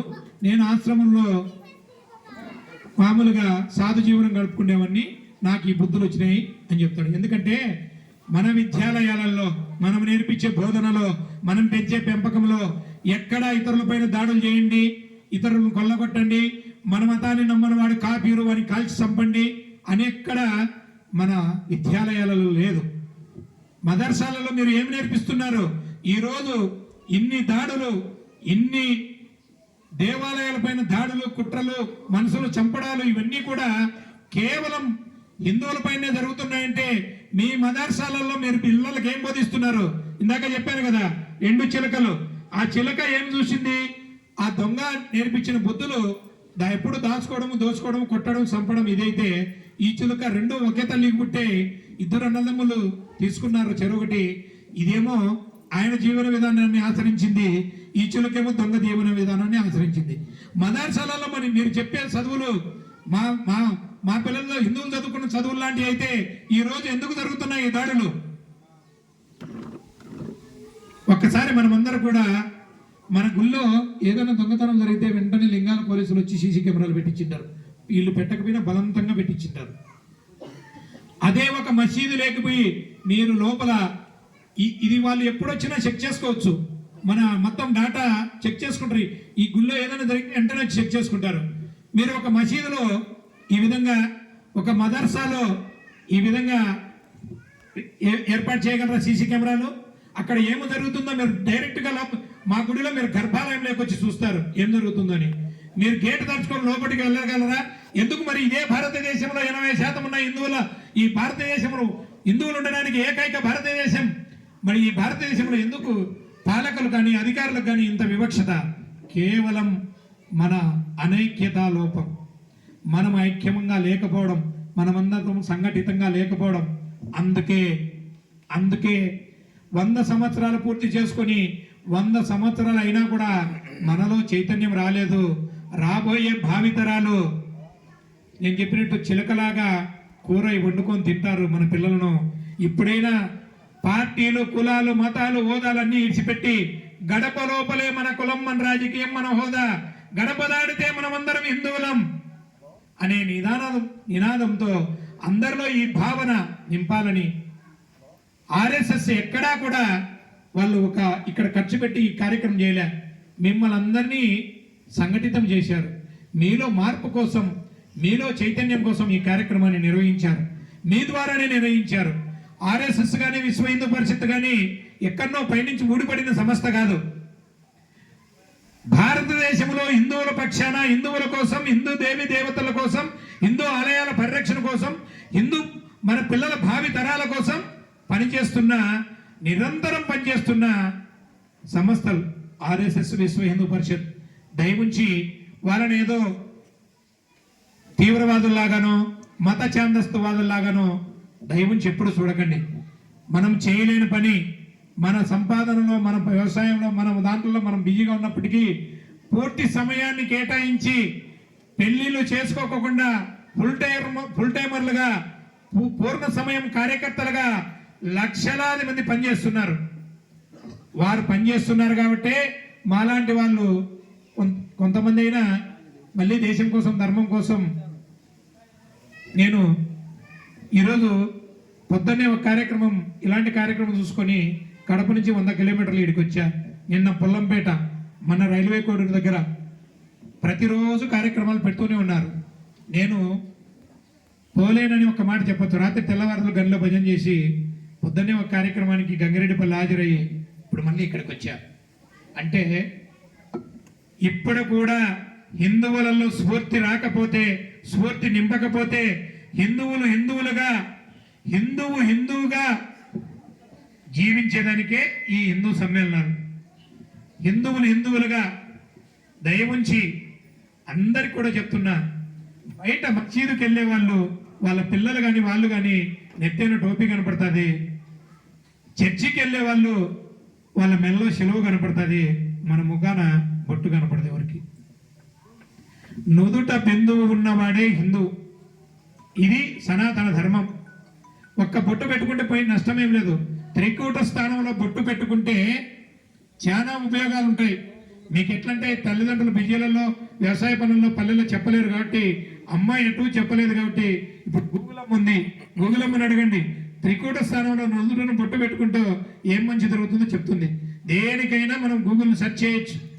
నేను ఇందాక వచ్చేటప్పుడు ఈ గ్రామాల గురించి నేను గూగుల్లో సెర్చ్ చేస్తే ఒకప్పుడు విపరీతమైన చింతవనాలు ఇక్కడ ఉండేటి అంట. అందుకే మురాయి చింతలు కానీ ఈ చింతలరాయ స్వామి కానీ ఎందుకు పేరు వచ్చింది చింతలరాయ స్వామి, చింతల వెంకటరమణ కానీ చూస్తే విపరీతమైన చింత చెట్లు ఉండేటి అంట. ఎక్కువ చింత వనాలే ఉండేటి అంట గతంలో. అందుకు దేనికైనా ఒక చరిత్ర ఆధారం ఉంటుంది. మనము నుదుటను బొట్టు పెట్టుకుంటే నేర్పియాలి పిల్లలకు. మన పిల్లలకు మనం పెట్టుకుంటే వాళ్ళు పెట్టుకోవడం నేర్చుకుంటారు. ఇప్పుడు మా పిల్లలు ఉన్నారు. నేను 2000 సంవత్సరంలో మాంసం మానేశా. మా పిల్లలు 2011లో వాళ్ళు కూడా పూర్తిగా మాంసం మానేశా. మానేమని చెప్పడంలే.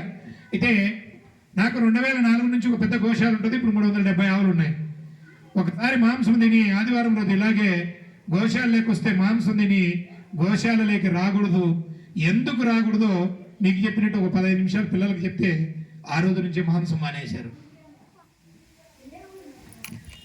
ఇప్పుడు నేను కూడా గతంలో సింహాద్రిపురం మండలంలో అగ్రికల్చర్ డిపార్ట్మెంట్లో ఏఏగా జాబ్ చేసేవాడిని. 2001లో రిజైన్ చేసి ఇప్పుడు 2014 నుంచి కూడా పూర్తి సమయం విశ్వ హిందూ పరిషత్ కోసం ఇస్తూ ఇలాంటి చాలా మందికి భగవంతుడు నా ద్వారా ఏమైనా సమాజంలో మార్పు తీసుకొస్తే నేను అంతకంటే ధన్యుని కాదని పనిచేస్తున్నా. ఎందుకంటే ధర్మో రక్షతి రక్షిత. మనం గోడల మీద చూడడం తప్ప ఆచరణలోకి తీసుకురావడం లేదు. ధర్మాన్ని మనం రక్షిస్తే అదే ధర్మం మనల్ని రక్షిస్తుంది. ముందు ధర్మాన్ని రక్షించాలా. ధర్మాన్ని రక్షించాలంటే ఇందాక మన అధ్యక్షులు వారు చెప్పినట్టు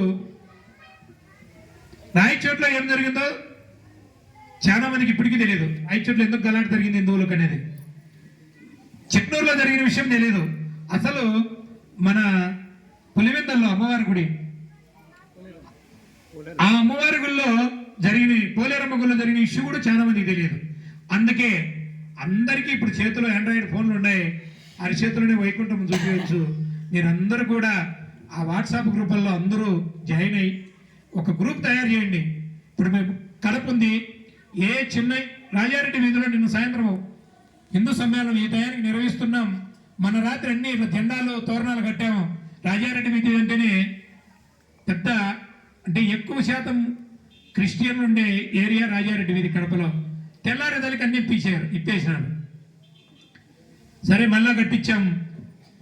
ఒక చోట పర్మిషన్, పోలీసు పర్మిషన్ తీసుకుంటే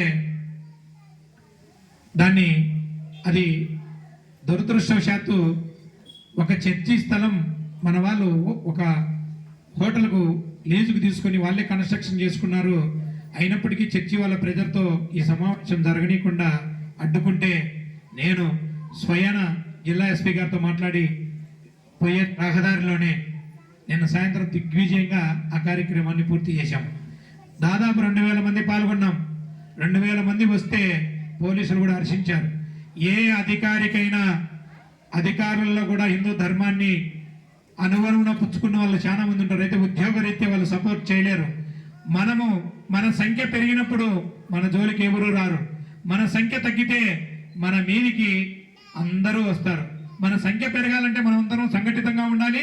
వారానికో 10 రోజులకో నెలకో ఇట్లాంటి సమావేశం, మీరు చెట్టు కింద కూర్చుంటారు, చెట్టు కింద కూర్చొని పిచ్చాపాటి మాటలు మాట్లాడుకోకుండా దేశం గురించి ధర్మం గురించి పక్కన తెలియని వాళ్ళకు తెలియజేస్తే అదే సత్సంగం. అదే మీరు దేశానికి భారతమాత ముద్దు బిడ్డలుగా ఈ భారత భూమి పైన పుట్టినందుకు ఏదో ఒకటి మనం చేసిన వాళ్ళం అవుతాం. మనము ఉదయాన్నే లేవగానే చేతులు బాగా నులుముకొని కళ్ళు తెరకముందే కరాగ్రే వసతే లక్ష్మి, కరమధ్యే సరస్వతి, కరమూలే స్థితా గౌరి అని మనం ప్రభాత కరదర్శనం మంత్రం చదువుతాం. అంటే మన చేతుల్లో 3 దేవతలు ఉంటారు. ఒకరు కరాగ్రే వసతే లక్ష్మి, చేతుల పైన లక్ష్మీదేవి, కరమధ్యే సరస్వతి, కరమూలే గౌరి, 3 దేవతలు ఉంటారు. వాళ్ళని దర్శనం చేసుకుంటే మనకు మంచి జరుగుతుందని. అది కాదు, అది ఒక కారణమైతే నిన్నటి వరకు ఈ దేవుని చలువ వల్ల ఈ భరతమాత భూమి పైన నేను నడియాడాను. ఈరోజు రాత్రి పండుకొని సుభిక్షంగా లేచాను. ఈ చేతులతో నేను ఈ దేశానికి ఈ ధర్మానికి ఏమన్నా చేయగలనా అని ప్రతిరోజు మన తపన ఉండాలి. మన పనులు మనం చేసుకుంటూ తీరిక సమయాలలో ధర్మం కోసం దేశం కోసం తపన పడే నిరంతర సంస్థలు కొన్ని ఉన్నాయి. మీకు తెలిసిందాక చెప్పాను కదా, ఆర్ఎస్ఎస్, విశ్వ హిందూ పరిషత్, ఇవన్నీ ఏమి రాజకీయ పార్టీలు కాదు. రాజకీయం వేరు, ధర్మం వేరు. రాజకీయం అభిమానం, ధర్మం నీ బాధ్యత. దేశాన్ని ధర్మాన్ని ఎప్పుడైతే నువ్వు కాపాడగలుగుతావో ఆ రోజే మన భావితరాలు, మన పిల్లలు, నువ్వు సంపాదించిన ఆస్తులు, నువ్వు సంపాదించిన కోట్లు నీ బిడ్డలకు చెందుతాయి.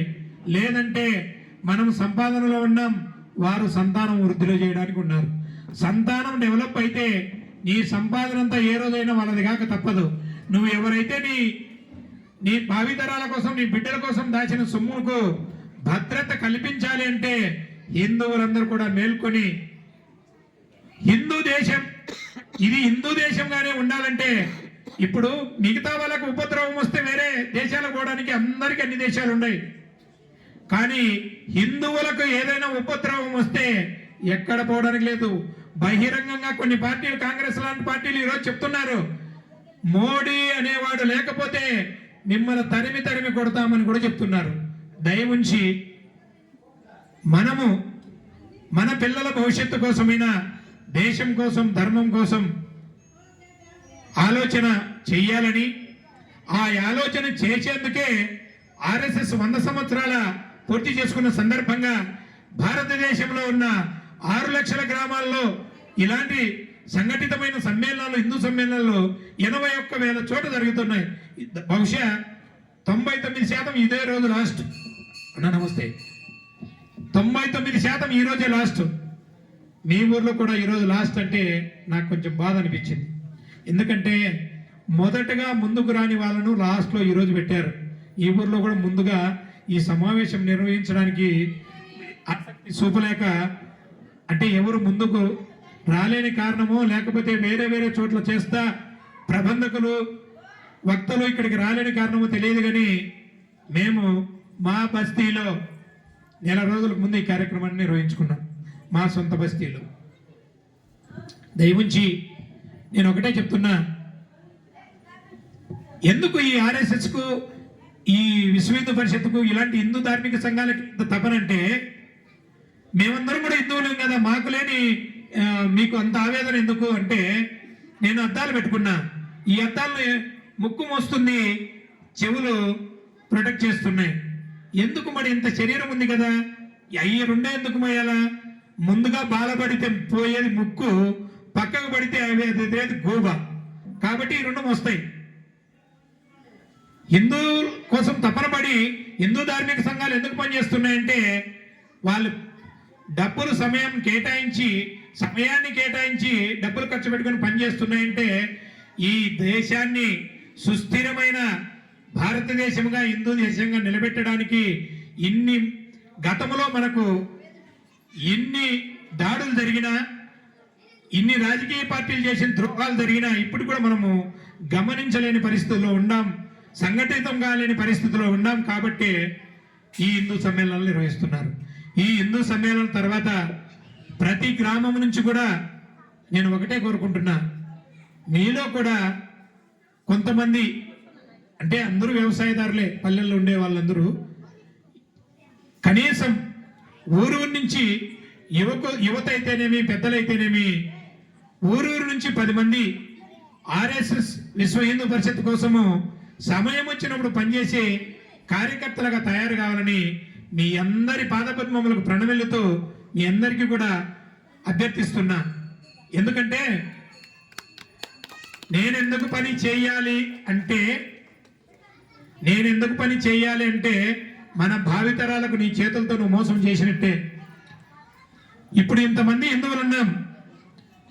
డిసెంబర్ 30 తారీఖున 31వ తారీఖున అక్కగారందరూ ఇళ్ల ముందర ముగ్గులు, అయ్యగారందరూ బయట పెగ్గులు. చూడండి, అక్కగారేమో ఇళ్ల ముందర ముగ్గులు, అయ్యగారేమో బయట బ్రాందీ షాపుల దగ్గర పెగ్గులు. ఇదేమన్నా మన పండగ? మన పండగ కానప్పుడు, మన ధర్మం మనకు సంబంధించింది కానప్పుడు ఎందుకు మనం ఎత్తుకుంటున్నాం? మనం చెప్పాలి కదా.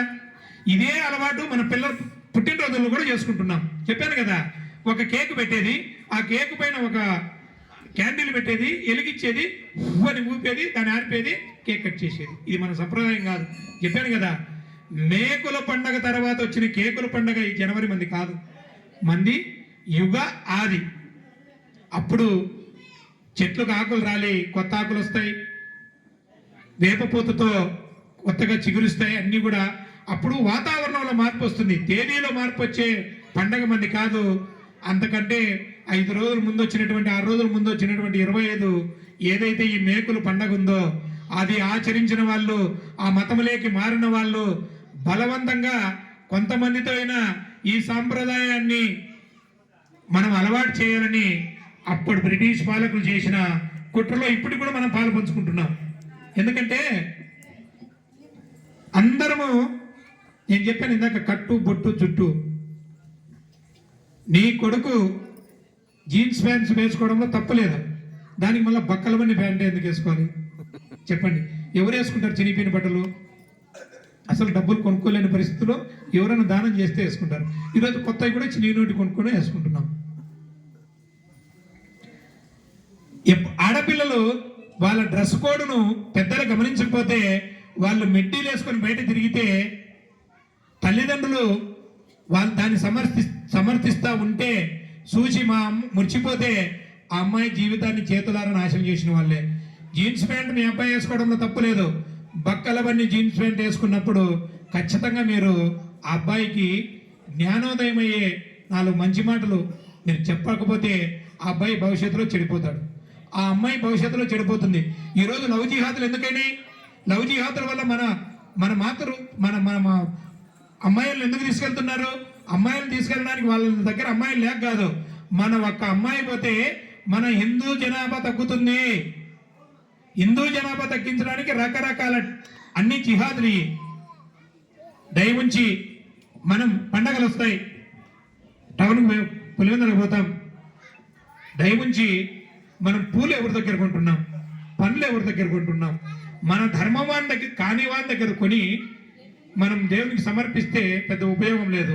మీ ఊర్లో జాతర జరుగుతుంది, దేవర జరుగుతుంది, దయవుంచి ఈ హలాల్ సంప్రదాయం అనేది మన పూర్వీకుల నుంచి వచ్చింది కాదు. ఈ హలాల్ సంప్రదాయము మన మీద ఈ కేకుల పండగ మాదిరి, జనపక్ష మాదిరి రుద్దబడింది. దీనికి ఒక కారణం, ముందు మొదటిగా తాయెత్తులు వేసేవాళ్ళు గ్రామాల్లోకి ఎంటర్ అయ్యి ఆ తాయెత్తులు వేసి, నువ్వు ముర్దారు తింటే హలాల్ తినకపోతే నీ తాయెత్తు ఎత్తిపోతుంది. అక్కడి నుంచి ఇది తాయెత్తుల జిహాదుతో హలాల్ వచ్చింది పల్లెల్లోకి. ఇప్పుడు మనం అమ్మవారికి ఓం భూర్భువస్వత సర్వతురేణ్యం భర్గో దేవశ్చర్యం ఏది ఏమన్నా ప్రచోదయతని మనం అమ్మవారికి మొక్కుంటే చెందుతుంది. కానీ అల్లాహు అక్బర్ అని కోసి మన అమ్మవారికి పెడితే ఏం ఉపయోగం? ఇక్కడ శమీ వృక్షం ఉంది, శమీ వృక్షానికి కూడా ఒక మంత్రం ఉంటుంది. అక్కడ రావి వృక్షం ఉంది, రావి వృక్షానికి కూడా ఒక మంత్రం ఉంటుంది. శమీ శమీయతే పాపం, శమీ శత్రు వినాశిని, అర్జునశ ధనుధారి, రామస్య ప్రియదర్శిని. శమీ వృక్షానికి ఒక మంత్రం ఉంది. ఆ మంత్రం జపిస్తే ఆ శమీ వృక్షం మనకు ఏమి కావాలనో మనకు ఆశీర్వదిస్తుంది. మన అమ్మవారి దగ్గర ఆ అల్లాను స్మరించి అలా నేర్చుకొని తినాల్సిన దౌర్భాగ్యం మనకి ఎందుకుంది? దయవుంచి మేము ఈ సంవత్సరం అనంతపురం గంగమ్మ జాతరలో లక్షలాది వేటలు అలాలు చేయకోకుండా ఈసారి ఆపాం. దాని గురించి కొన్ని కేసులు కూడా పెట్టించుకున్నాం. పగడాలపల్లె తెల్లిమరి మండలం 3-4 వేల ఏటలు అమ్మవారి దగ్గర అలాలు జరిగేటి. ఈ సంవత్సరం 5 ఏళ్ళు మాత్రమే అలాలు చేశారు. 2 రోజులు మేము అక్కడుండి అలాలు పూర్తిగా అందరికీ ఇలాగా చైతన్యం చేసి అలాలు లేకుండా చేశాం. దయవుంచి రాబోయే రోజుల్లో యువకులు, ముఖ్యంగా మీరు యువకులు హలాల పైన కొంచెం నెట్లో సెర్చ్ చేసి గూగుల్లో ఈ హలాల్ ఎందుకు వచ్చింది, హలాల్ ఎందుకు చేయకూడదో గ్రామాల్లో తెలియని పెద్ద చదువురాని వాళ్ళు ఉంటారు తల్లిదండ్రులు, వాళ్ళకు ముందు ఎడ్యుకేట్ చేయండి. ఎందుకంటే హలాల్ మన సంస్కృతి కాదు. ఈరోజు నాన్ వెజ్ కాడి నుంచి వెజిటేరియన్ కార్డు కూడా హలాల్ వచ్చింది. మనం కొనే ప్రతి ప్యాకెట్ పైన హలాల్ మార్క్ ఉంది. ఆ హలాల్ మార్క్ తీసుకోవాలంటే, పర్మిషన్ తీసుకోవాలంటే దానికి డబ్బులు కట్టాలా. ఆ వ్యవస్థ, ఆ డబ్బులు కడితే అది మనకు, మన ధర్మానికి కానీ మన గవర్నమెంట్కి కానీ రాదు. డైరెక్ట్ హలాల్ సంస్థకు ముస్లిమ్స్కి వెళ్తుంది. దయవుంచి ఎవ్వరు కూడా మన దేవీ దేవతలను విధర్మీయులతో ఏదైతే జంతు బలిందో చేపివద్దు. ఒకటి ఎక్కడైనా చేస్తూ ఉంటే మాకు తెలియజేస్తే ముందుగా మేము ఒక 4-5 రోజుల ముందు వచ్చి గ్రామంలో అన్ని ఇళ్ళు తిరిగానే చెప్తాం. ఎందుకంటే మనం తెలియజేస్తే పగడాలపల్లిలో గత సంవత్సరం 2-3 సార్లు వెళ్ళాము, విఫలమయ్యాము. ఇప్పుడు 4 రోజులు టైం కేటాయించి ఇంటింటికి తిరిగాము. దాదాపు 4,000 ఏటల్లో ఒక 5 ఏటలు మాత్రమే ఒక్క ఇంటి ఆయన మాత్రమే చేశారు. ఎందుకు చేశాడంటే దానికి కూడా కారణం చెప్తా. వాళ్ళ కూతురు ఒక ముస్లింతో లవ్ జిహాద్లో పెళ్లి చేసుకుంది. వాళ్ళ ఇంటికి వచ్చే బంధువులందరూ ముస్లిమ్స్, వాళ్ళకి అలా చేసి పెట్టాలి కాబట్టి అలా చేయించుకున్నారు. అమ్మాయి ఒక్కటే కూతురు, పగడాలపల్లిలో గంగిరెడ్డి పెద్ద మైన్ ఓనరు, దాదాపు 50-60 కోట్ల ఆస్తి. వాళ్ళ ఇంట్లో డ్రైవర్గా ఉన్నటువంటి అబ్బాయితో లవ్ జిహాద్ పెళ్లి చేసుకొని ఆ 50 కోట్లకు వాడు ఓనర్ అయ్యాడు. ఇప్పుడు నేను చెప్పినా కదా ఇందాక, మనమేమో సంపాదన అంటున్నాం. ఎప్పటికైనా ఈ సంపాదన మాదే అని వాళ్ళు ధైర్యంగా ఉంటున్నారు. 50 కోట్లు సంపాదించడానికి ఆ గంగిరెడ్డి గారు ఎన్ని కష్టాలు పడింటారు, ఎన్ని తపనలు పడింటారు. ఒకటే అమ్మాయి, తర్వాత వాళ్ళ భార్యకి గర్భ క్యాన్సర్ వచ్చి గర్భాన్ని రిమూవ్ చేశారు. అమ్మాయి ఒక్కటే, ఇంట్లో ఉన్న డ్రైవరు, వాళ్ళ ట్రాక్టర్ డ్రైవర్ అమ్మాయి తీసుకొని పోయి పెళ్లి చేసుకున్నాడు. దీనికి కారణం మన అమ్మాయికి మన ధర్మం గురించి మనం చెప్పకపోవడం, మన కుటుంబ నేపథ్యం గురించి మనం వివరించకపోవడం. అమ్మాయి కాలేజీకి పోతుంది, నువ్వు కారులో రోడ్డు మీద ఇడిచిపెట్టారు బస్సు దగ్గరికి వాడిని పంపేయడం. అదే ఈరోజు 50 కోట్ల ఆస్తికి ఓనర్ అయ్యాడు. దయవుంచి ఇలాంటి సంఘటనలు చాలా జరుగుతున్నాయి మన కళ్ళ ముందర, అయినా మనకు స్పందన లేదు. ఎందుకు లేదంటే నా ఇంటి వరకు రాలేదు కదా, మన ఇంటి వరకు రావడానికి ఎక్కువ టైం లేదు. దయవుంచి ఇలాంటి కార్యక్రమాలు ఎక్కడ జరిగినా, మనం చిన్న ఉదాహరణ, ప్రతి ఊర్లో అయ్యప్ప మాలలు వేస్తున్నారు, గోవింద మాలలు వేస్తున్నారు, ఆంజనేయ స్వామి మాలలు వేస్తున్నారు. ఇన్ని మాలలు వేస్తున్నప్పటికీ కూడా మన ధర్మాన్ని వ్యతిరేకించే వాళ్ళు, మనం దేవుని ప్రసాదం తిన్న వాళ్ళు రోజు రోజుకి ఎక్కువ అవుతున్నారు. కారణం ఏంది? మనము మన ధర్మం గురించి మన పక్కింటోనికి చెప్పడంలే, మన పిల్లలకు కూడా చెప్పడంలే. వాడేమో లేచినామంటే బైబిల్ గురించి వాళ్ళ పిల్లలకు చెప్తాడు, ఖురాన్ గురించి వాళ్ళ పిల్లలకు చెప్తాడు. మనం భగవద్గీత గురించి మన పిల్లలకు చెప్పకపోవడం. భగవద్గీత మీ పిల్లలు చదివితే మీరు, వాళ్ళు ఉద్యోగం రాకపోయినా వాళ్ళ చదువులో ఉన్నతంగా ఉంటారు. ఉద్యోగం రాకపోయినా బతికే కెపాసిటీ వస్తుంది. దయవుంచి భగవద్గీత అనేది, ఈ మధ్య గీతా ప్రచారం, ఈ సత్సంగాలు బాగా జరుగుతున్నాయి. పెద్దలందరూ కూడా ముఖ్యంగా ఈ లింగాల మండలం, పులివెందుల ఏరియాలలో ఈ గీతా పారాయణం బాగా చేస్తున్నారు. ప్రతి గుళ్ళకు వచ్చి చేస్తున్నారు. దయవుంచి ఈ వేసవి సెలవుల్లో పిల్లలు వచ్చినప్పుడు అట్లాంటి కార్యక్రమాలకు పంపించండి. ఇప్పటి వరకు మనం ఈ RSS 100 సంవత్సరాల హిందూ సమ్మేళన కార్యక్రమంలో మీరందరూ కూడా భాగస్వాములై ఇక్కడికి వచ్చినందు వరకు పేరు పేరున కృతజ్ఞతలు తెలియజేసుకుంటూ మీరందరూ కూడా నేను చెప్పినట్టు పిల్లలకు కట్టు బొట్టు చుట్టు సాంప్రదాయాన్ని కొనసాగించేట్టుగా చర్యలు తీసుకొని వాళ్ళకు మార్గదర్శనం చేసి మీరు కూడా పెద్దవాళ్ళైనా చిన్నవాళ్ళైనా ఉదయం లేవగానే స్నానం చేసి పొలం పనులకు పోయేళ్ళు స్నానం చేయకుండా పల్లెల్లో పోతారు. స్నానం చేసి దీపారాధన చేసిన వాళ్ళైనా కొంచెం బొట్టు పెట్టుకుని సమాజంలోకి వస్తే మనం హిందూ అని తెలుస్తుంది. నేను ఇందాక చెప్పాను కదా, నుదుటన బిందువు ఉన్నవాడే హిందూ. నుదుటన బిందువు లేకుంటే వాళ్ళకు మనకి ఏం తేడా కనపరాదు. కాబట్టి అందరూ కూడా ఇప్పటి నుంచి అయినా పల్లెల్లో ఒక హిందూ ప్రతి వారం 10 రోజులకు ఒక సమ్మేళనం కానీ గుడి దగ్గర వచ్చి సత్సంగం ఇవ్వలో భజనలు చేస్తారా స్వామి? భజనలు చేస్తారా? ఆ భజనలలో మీరు 2 వారాలకు 3 వారాలకు ఈ కార్యక్రమాన్ని ఇలాంటి దేశం ధర్మం గురించి కూడా 10 నిమిషాలు చెప్పాలా. భజన వేరు, భక్తి వేరు. భజనకు భక్తి అనుసంధానం అయితేనే అది దేశానికి ధర్మానికి ఉపయోగపడుతుంది. నేను కూడా వారం రోజులు నాన్ స్టాప్గా అద్భుతంగా పడతా, కానీ ఆచరణ లేకపోతే కష్టం. నేను సొంతంగా 2000 పాటలు రాసిన. 1986 నుంచి గండిలో నిరంతరం భజన చేస్తూ ఉన్నాం. ఈ 14వ తేదీ కంటే ఇప్పుడంటే సంక్రాంతి ఒకప్పుడు 13వ తేదీ భోగి వచ్చేది, 14 కనుమ మళ్ళా మకరం వచ్చేది. కానీ ఇప్పుడు రాను ఇది కూడా డేటు 14కు చేంజ్ అయింది. ఈ 14 వస్తే నేను గండిలో భజన ప్రారంభించి 40 సంవత్సరాలు పూర్తవుతుంది. ఇప్పుడు నా వయసు 58 సంవత్సరాలు. నేను ఇంటర్మీడియట్ సెకండరీ అయిపోతేనే ఇక్కడ స్టార్ట్ చేశా. ఇప్పటికీ నిరంతరంగా చేస్తూనే ఉన్నాం. అయితే ప్రతి వారు కూడా ఇక్కడ ఉన్నారు. ఈ పవన్ ఒకసారి లేయాలి. హాస్పిటల్లో వసుంధరం హాస్పిటల్లో పనిచేస్తాడు. రోజు రూపాయి డబ్బులు తీసుకోకుండా మన బ్రాహ్మణపల్లికి అందరికి భజనలు నేర్పిస్తున్నాడు. భజనలతో బట్టి నేను చెప్పాను కదా భక్తి. ఆయనకు తోడు విష్ణు కరెంటు దాంట్లో పనిచేస్తా. లేండి, మీ ఊరే గంగా ప్రసాద్ లేయాలి మీరు కూడా. వీళ్ళు వెళ్ళి రోజు రాత్రిల పూట బ్రాహ్మణపల్లికి వెళ్ళి రోజు భజనలు. మనం బయట నుంచి గురువుని తెప్పించుకుంటే నెలకు 30,000 తీసుకుంటున్నారు. వీళ్ళు పట్టరలు పట్టుకొని ఈల పనులలో పోయి రోజు భజనలు నేర్పించి వస్తున్నారు. కాబట్టి భజనలతో పాటు భక్తిని అనుసంధానం చేసి దేశం ధర్మం గురించి ఒక 5 నిమిషాలైనా సత్సంగ కార్యక్రమాన్ని ఏర్పాటు చేయాలి. వట్టి భజన ఏం లాభంలే. చిలుకులాగా పలికినా ఏమి ఫలం అన్నావు, చిత్తములో శ్రీరాముని మరువకూడు. నేను బాగా పాడగలిగితే నా లోపల భక్తి లేకుండా ఏం లాభంలే. నేను మంచి గాయకుని అయితే తప్ప భక్తుని గాను. కాబట్టి ప్రతి ఒక్కరూ దేశాన్ని ధర్మాన్ని కాపాడతారని, అలాగే ఏదైనా మనం ఉపద్రవం వస్తే మనకు బాధ అనిపించినా దేవుని నమ్మి దేవుని దగ్గరికి దండ పెట్టుకొని నాకు ఈ బాధ కలిగింది తీర్చు స్వామి అంటాం.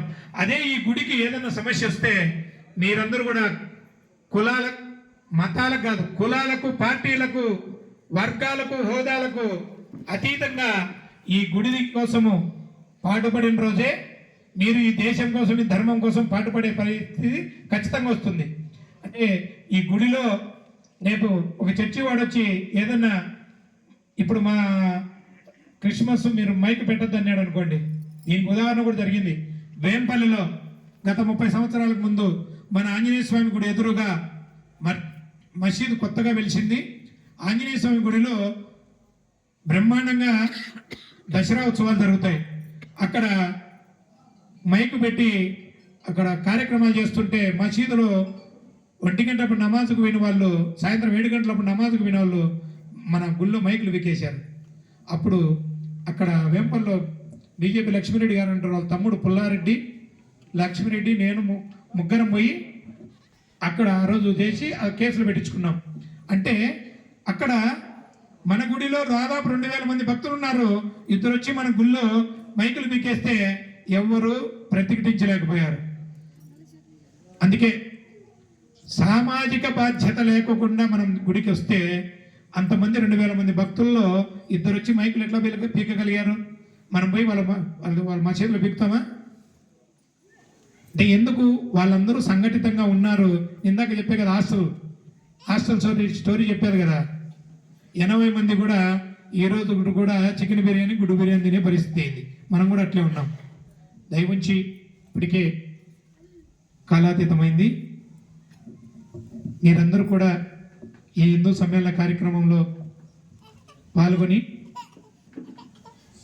ఈ కార్యక్రమంలో పాల్గొనడమే కాకుండా భవిష్యత్తులో ధర్మం కోసం దేశం కోసం ప్రతి ఒక్కరు కూడా పాటుపడతారని ఆశిస్తూ భారత్ మాతా కీ, భారత్ మాతా కీ, గో మాతా కీ, గంగా మాతా కీ, శ్రీరామ జన్మభూమి की, श्री कृष्ण जन्मभूमि की, पवन सुत हनुमान की, हेलो भाई सब संतों की, हेलो भाई सब भक्तों की, धर्म की जय हो, अधर्म की नाश हो, प्राण में सद्भावना हो, भारत अखंड हो, हर हर महादेव, शंभो शंकर, हर हर महादेव, हर हर महादेव, ఏడుకొండలవాడ వెంకటరమణ గోవింద గోవింద,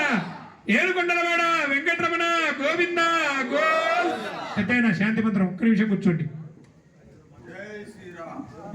ఎవరైనా మాట్లాడతారా? ముగిస్తాంలే పెద్దమ్మా, అక్కడ కూర్చోండి. అక్కడ నేను ఒక నిమిషం మాట్లాడతాను. ఎందుకంటే మహిళల గురించి చెప్పాలి కాబట్టి మన ధర్మంలో ఎంతవరకు మన మహిళల చోటు ఉందో. ఈరోజు పార్వతీదేవి లేకుండా ఈశ్వరుడు ఉన్నాడా? సగభాగం ఆయన పార్వతీమాతకి ఇచ్చాడు, అర్ధనారీశ్వరుడు. అదేవిధంగా విష్ణుమూర్తి తన నాభి స్థలంలో వక్షస్థలంలో లక్ష్మీదేవి ఉంటుంది. అదేవిధంగా బ్రహ్మ నాలుక మీద సరస్వతీదేవి ఉంటుంది. కాబట్టి మహిళకు అంత స్థానం ఉంది. మీరు కొద్దిగా ఓర్పుగా అన్ని మన పిల్లలకు కానీ కట్టుబాట్లు కానీ సంస్కృతి కానీ నేర్పించినట్టయితే ఖచ్చితంగా ఈ సమాజం, హిందూ సమాజానికి మంచి చేసిన వాళ్ళు అవుతారు. అదేవిధంగా ఈరోజు మనం విదేశీ వస్తువులను ఎక్కువ వాడుతున్నాం. అది మన దేశానికి మంచిది కాదు. ఇక్కడ కోల్గేట్ పేస్ట్ ఏదో వాడు మనం మామూలుగా బొగ్గుతో ముందు పళ్ళు దోముతానేమా, ఉన్నటి వరకు మన పెద్దలంతా బొగ్గుతో పళ్ళు దోముతానేమా, వాడు పెద్దగా వాడు యాడ్ ఇస్తాడు బొగ్గు దీంట్లో బొగ్గు ఉంది ఉప్పు ఉంది అని వాడు పెద్ద పెద్ద హీరోయిన్లతో యాడ్ చేస్తారు. మనం ఉప్పుతో బొగ్గుతో ఏళ్ళ తరబడి 100 సంవత్సరాల కిందటే మనకు ఆ కల్చర్. వాడు ఇప్పుడు ఆ యాడ్ ఇస్తానే మనమంతా కోల్గేట్ దీంట్లో ఉప్పు ఉంది బొగ్గు ఉంది పళ్ళు మిలమిల తెల్లగా మెరుస్తాయని దాంతో అనుకుంటున్నాం. కాబట్టి మన ధర్మంలో ఎన్ని కూడా ఉన్నాయి విషయాలన్నీ కూడా మనం ఎన్ని పాటిస్తూ వచ్చాం. ఈరోజు ఈ ఏదైతే ఫారిన్ కల్చర్ ఉందో వాటిని అనుసరించడం మూలంగా ఈరోజు మనవే ఎన్ని కూడా మన శాస్త్రంలో ఉండేటి మనమంతా కూడా ఉపయోగించిన పద్ధతులు అన్నీ కూడా. కాబట్టి ఈ విధంగా కాబట్టి మనం వారి అడ్వర్టైజ్మెంట్ చూసి మోసపోవాల్సిన పని లేదు. మన వేపులతో నిజంగానే దాదాపు నోట్లో నుంచి వచ్చే చాలా ఈ చెడు క్రిముల వలన చాలా రోగాలు వస్తాయి శరీరానికి. వేపప్పుల్లో వాడేప్పుడు దంత రోగాలు లేవు. ఈరోజు ప్రతి ఒక్కరం పన్ను గుచ్చిపోయిందని హాస్పిటల్కి వెళ్తా ఉన్నాం. కరెక్టా కదా? ఈరోజు వాడు 10,000 15,000 తీసుకుంటాడు పన్ను అట్లా మిషన్తో అట్లా అని చెప్పి. కాబట్టి వేపప్పులతో తోమిన సందర్భంలో ఈ పంటి రోగాలు లేవు. మనం పండించిన కొర్రలు జొన్నలు తిన్నప్పుడు ఈ షుగర్లు లేవు. కాబట్టి మన సంస్కృతి చాలా విలువైంది. ఇంకా చెప్పుకుంటా పోతే ఇందాక మన చెన్నకృష్ణారెడ్డి గారు చాలా విషయాలు చెప్పారు.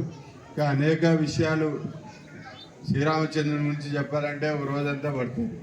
చాలామంది మన ఏరియాలో కూడా ఈ భాగవత సప్తాహానికి వెళ్తున్నారు మహిళలు కూడా. శ్రీరామచంద్రుడు లక్షల మంది వానర సైన్యంతో రామసేతు నిర్మించారు. ఎక్కడ? రామేశ్వరం దగ్గర. అటువైపు సీతా మహాలక్ష్మి రావణుడు చెరబట్టి అక్కడ, ఇప్పుడు మనం అంటూ ఉంటాం ఎవరైనా కిడ్నాప్ చేసినారని, అట్లా వాడు మాయా వేషాలతో వచ్చి అవతలికి తీసుకుపోయి పెడతారు లంకలో. లక్షల మంది వానర సైన్యంతో అంత ఎంటరగా రామసేతు నిర్మిస్తాడు శ్రీరామచంద్రుడు. ఆ సందర్భంలో శ్రీరాముని దృష్టిలో పడాలని చెప్పి ఒక చిన్న ఉడత, ఇంతమంది ఆయన కోసం, ఆ మహాపురుషుని కోసం అందరు కూడా శ్రమిస్తున్నారు, నాది కూడా అందులో పాత్ర కావాలని చెప్పి ఒక ఉడత వస్తుంది ఆ పనిలో. ఏదో ఒక ఉడతా సాయం అంటాం కదా మనం, ఉడతా భక్తిని. అట్లా ఆ ఉడత ఆ ఇసుకలో పొర్లి వాళ్ళు పెద్ద పెద్ద రాళ్ళు, పెద్ద పెద్ద బండలు, పర్వతాలు తీసుకుని రామసేతు కడతా ఉంటే ఈ ఉడత నా సహాయం కూడా, నేనేదో ఉడతా భక్తి సహాయం చేయాలా శ్రీరామచంద్రుడికి అని చెప్పి ఆ ఇసుకలో పొర్లి అట్లా ఇట్లా పోయి ఆ కట్ట మీద పోయి మళ్ళా ఇదిలిస్తుంది. రామాయణంలో ఉంది.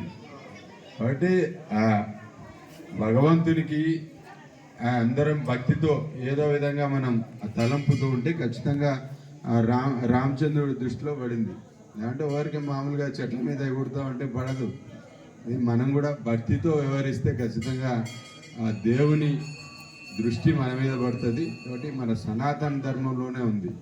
ఇకపోతే ఆ యుద్ధంలో శ్రీరామచంద్రుడు జయిస్తాడు, రావణుని వధిస్తాడు. వధించినప్పుడు మండోదరి ఆయన భార్య, ఏమి ఇంత దుర్మార్గం చేసినాడు శ్రీరామచంద్రుడు, నా భర్తను చంపినాడు, ఆయన ఏదో మర్యాద పురుషుడంట, ఏక పత్ని వ్రతుడంట, నా భర్తను చంపినాడు అని చెప్పి శ్రీరామచంద్రుడు నిలదీయడానికి వస్తుంది. నిలదీయడానికి వచ్చినప్పుడు మండోదరి, ఏమయ్యా మా భర్తని ఇలా చంపావే, ఇంత దుర్మార్గమైన పని, నువ్వేదో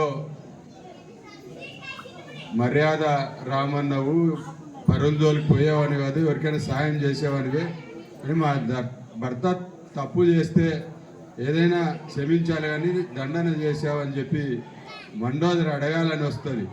ఇప్పుడు శ్రీరామచంద్రుడు కూడా రావణాసుని చంపి ఉంటాడు అక్కడే. మండోదరి వస్తుంది చాలా ఆవేశంగా. వచ్చినప్పుడు మండోదరి నిలదీయాలని వస్తుంది. రామచంద్రుడు 2 అడుగులు వెనక్కి వేస్తాడు. మండోదరి వస్తే వెనక్కి వస్తాడు, 2 అడుగులు వెనక్కి వేస్తాడు. ఆమె చూసి విలపించి శ్రీరామచంద్రుని అంత ఆవేశంగా అడగాలని వచ్చింది, ఏమనుకుంటుంది? ఆయన అడగలేకపోయింది. ఎందుకంటే శ్రీరామచంద్రుడు పరశ్రీ నీడను కూడా తాకడు, అందుకు ఆమె నీడ పడుతుందేమని చెప్పి 2 అడుగులు వెనక్కి వచ్చాడు. అప్పుడు ఆమె ఇంత మహాపురుషుడు ప్రశ్నించే ధైర్యం చేయలేక మండోదరి గమ్మున ఉండి ఏడ్చుకుంటూ ఉంటుంది. కాబట్టి అంతటి మర్యాద రామన్న పుట్టిన మన భారతదేశంలో, మన అయోధ్యలో రాముని గుడిని కూల్స్తే పరాయి మూకలు వచ్చి, ముసల్మాన్లు వచ్చి వాళ్ళు మన ఆలయాన్ని, శ్రీరామ జన్మభూమిలో ఉండే ఆలయాన్ని కూలిస్తే మనకు 540 సంవత్సరాలు పట్టింది దాన్ని నిర్మాణం చేసుకోవడానికి. 540 సంవత్సరాల క్రితం బాబర్ అనే ఒక దురాక్రమణదారుడు వచ్చి ఆలయాన్ని కూల్చేస్తే మన హిందువులంతా అనైక్యత మూలంగా దాన్ని నిర్మించుకోవడానికి నరేంద్ర మోడీ గారు వచ్చిన తర్వాత మొన్న మనం 2 ఏళ్ల కిందట నిర్మాణం చేసుకున్నాం. పెద్ద ఎత్తున అందరు కూడా, మన గ్రామం నుంచి కూడా అనేక మంది మన చందాలు కూడా మనం ఇచ్చాం దాని నిర్మాణం కోసం. మనం కూడా నిధి సేకరించి అక్కడ పంపించాం. కాబట్టి ఈ విధంగా మనలో ఉండే అనైక్యత మూలంగా మన ధర్మానికి హాని కలుగుతోంది. కాబట్టి రాష్ట్రీయ స్వయం సేవక సంఘ్ అనే ఒక సంస్థను స్థాపించిన ఒక మహానుభావుడు ఈరోజు దేశవ్యాప్తంగా 1,00,000 చోట్ల ఈరోజు ఇటువంటి సమావేశాలు. మొన్న 28వ తేదీ సింహాద్రిపురంలో జరిగింది. ఎవరు మామూలుగా మీటింగ్కు 2,000 మంది రావాలంటే రాజకీయ పార్టీలకు ఎంత ఖర్చు వస్తుంది? 10 లక్షలు పెట్టాలా, ఇంకా 10 లక్షలు పెట్టాలి వాళ్ళకు, వాహనాలు పెట్టాలా, బిర్యానీ పెట్టాలా, మందు తీర్చాలా. కాబట్టి లక్షలు ఖర్చు వస్తుంది ఏదైనా రాజకీయ పార్టీకి. కానీ మొన్న పులివెందులో కానీ సింహాద్రిపురంలో కానీ స్వచ్ఛందంగా వేలాది మంది హిందువులు వచ్చారు. ఎందుకంటే హైందవ ధర్మం ఈరోజు ఆపదలో ఉంది, అందరం కూడా మేల్కొనాలని చెప్పే ఉద్దేశంతో స్వచ్ఛందంగా వస్తున్నారు. ఈరోజు మీరు ఏదైనా పార్టీ వాళ్ళు వచ్చి ఇక్కడ ఒక 200 మందితో మీటింగ్ పెట్టారంటే ఎవరో ఒకడు కార్యకర్త వచ్చారా రావాలా, ప్రతి ఇంటికి చెప్పాలా. కానీ ఈరోజు మీరంతా కూడా హిందూ ధర్మం మీద గౌరవంతో అందరు కూడా వచ్చారు. మీకు ప్రత్యేకంగా శిరస్సు వంచి నమస్సులు తెలియజేస్తున్నాను. కాబట్టి ఈ విధంగా హిందూ ధర్మం ఇందాక అనేక విషయాలు చెప్పారు జనకృష్ణ రెడ్డి గారు. ఆపదలో ఉంది. మన మహిళలను ఈరోజు మోసం చేసి అన్ని విధాల లవ్ జిహాద్. ఈ రోజుల్లో ఇంకా చిన్న చిన్న కార్యక్రమాల ద్వారా ఈ విషయాలన్నీ హిందూ బంధువులందరికీ నమస్కారాలు. ఒక గీతంతో నేను ధర్మం పైన మనం ఎలా ఉండాలని ముందుకురా మారిపోతుంది మనం, నిందల పాలవుతోంది కాలం, ఏడిరా మనిషి గొప్ప, దినదినము దిగజారె గుణము దప్ప. మారిపోతోంది మనం, నిందల పాలవుతోంది కాలం, ఏడిరా మనిషి గొప్ప, దినదినము దిగజారె గురుము తప్ప. మరయంత్రమై మనిషి మనుగడను సాగింప, మారింది చాలక ఇంకేదో సారింప, కాలానికే వేగం అందించి నిందింప, కొనుకులేక కంటి నిదురలేక బ్రతుకు వెళ్ళదీస్తోంది మనం, నిందల పాలవుతోంది కాలం, ఏదిరా మనిషి గొప్ప, దినదినము దినజారె గుణము దప్ప. సాధించే ఘోరంత కోల్పోయ కొండంత, వెలుగెంట చీకటి వెంటాడుతున్నట్టు మారిపోతోంది మనం, నిందల పాలవుతోంది కాలం. స్వార్థమే ఈనాడు రాజ్యమేలుతుంటే, మానవత్వం మట్టిలో గలిసిపోవట్టే. స్వార్థమే ఈనాడు రాజ్యమేలుతుంటే, మానవత్వం మట్టిలో గలిసిపోవట్టే. ఒకని మేలు కొరకు ఇంకొకని బలిగోరే ఈ నీచ సంస్కృతికి నిలువుటద్దాలయ్యి విర్రవీగేది మనం, నిందల పాలవుతోంది కాలం, ఏదిరా మనిషి గొప్ప, దినదినము దిగజారె గుణము దప్ప. ఫ్యాషన్ల పేరిట వేషాలు మారుస్తూ, మోసాల మోజులో రోజులెల్లాదీస్తూ, ఫ్యాషన్ల పేరిట వేషాలు మారుస్తూ, మోసాల మోజులో రోజులెల్లాదీస్తూ, నాగరిక ముసుగులో నలిగిపోతూ కృంగి కుమిలిపోతోంది మనం, నిందల పాలవుతోంది కాలం, ఏదిరా మనిషి గొప్ప, దినదినము దిగజారె గుణము దప్ప. ప్రకృతి వరమైన పంచభూతాలు వీడలేదే నాడు వాటి ధర్మాలు, ప్రకృతి వరమైన పంచభూతాలు వీడలేదే నాడు వాటి ధర్మాలు. సృష్టిని వంచించు ప్రతి సృష్టిని చేస్తూ, వికృత పోకడతో విశ్వ వినాశనం కోరుకుంటోంది మనం, నిందల పాలవుతోంది కాలం, ఏదిరా మనిషి గొప్ప, దినదినము దిగజారె గుణము దప్ప. మన్ను మిన్ను మలినమవుతోంది మన వలన, అర్ధాయుషు కొలువు తీరింది మనలోన. మన్ను మిన్ను మలినమవుతోంది మన వలన, అర్ధాయుషు కొలువు తీరింది మనలోన. మనసుకే చెదలెక్కి మనిషినే తింటుంటే, మనసుకే చెదలెక్కి మనిషినే తింటుంటే,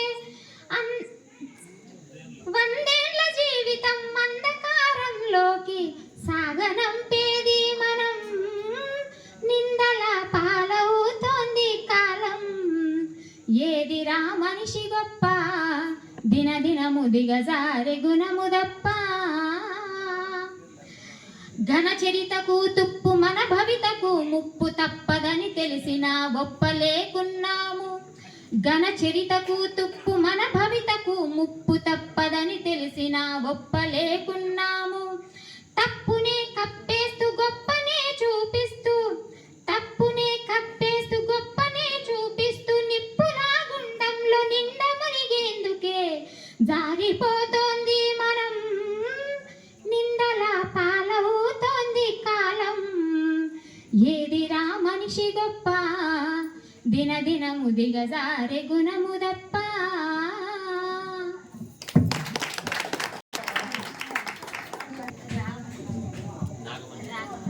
రాగమని చాలా రాగయుక్తంగా పాడినారు.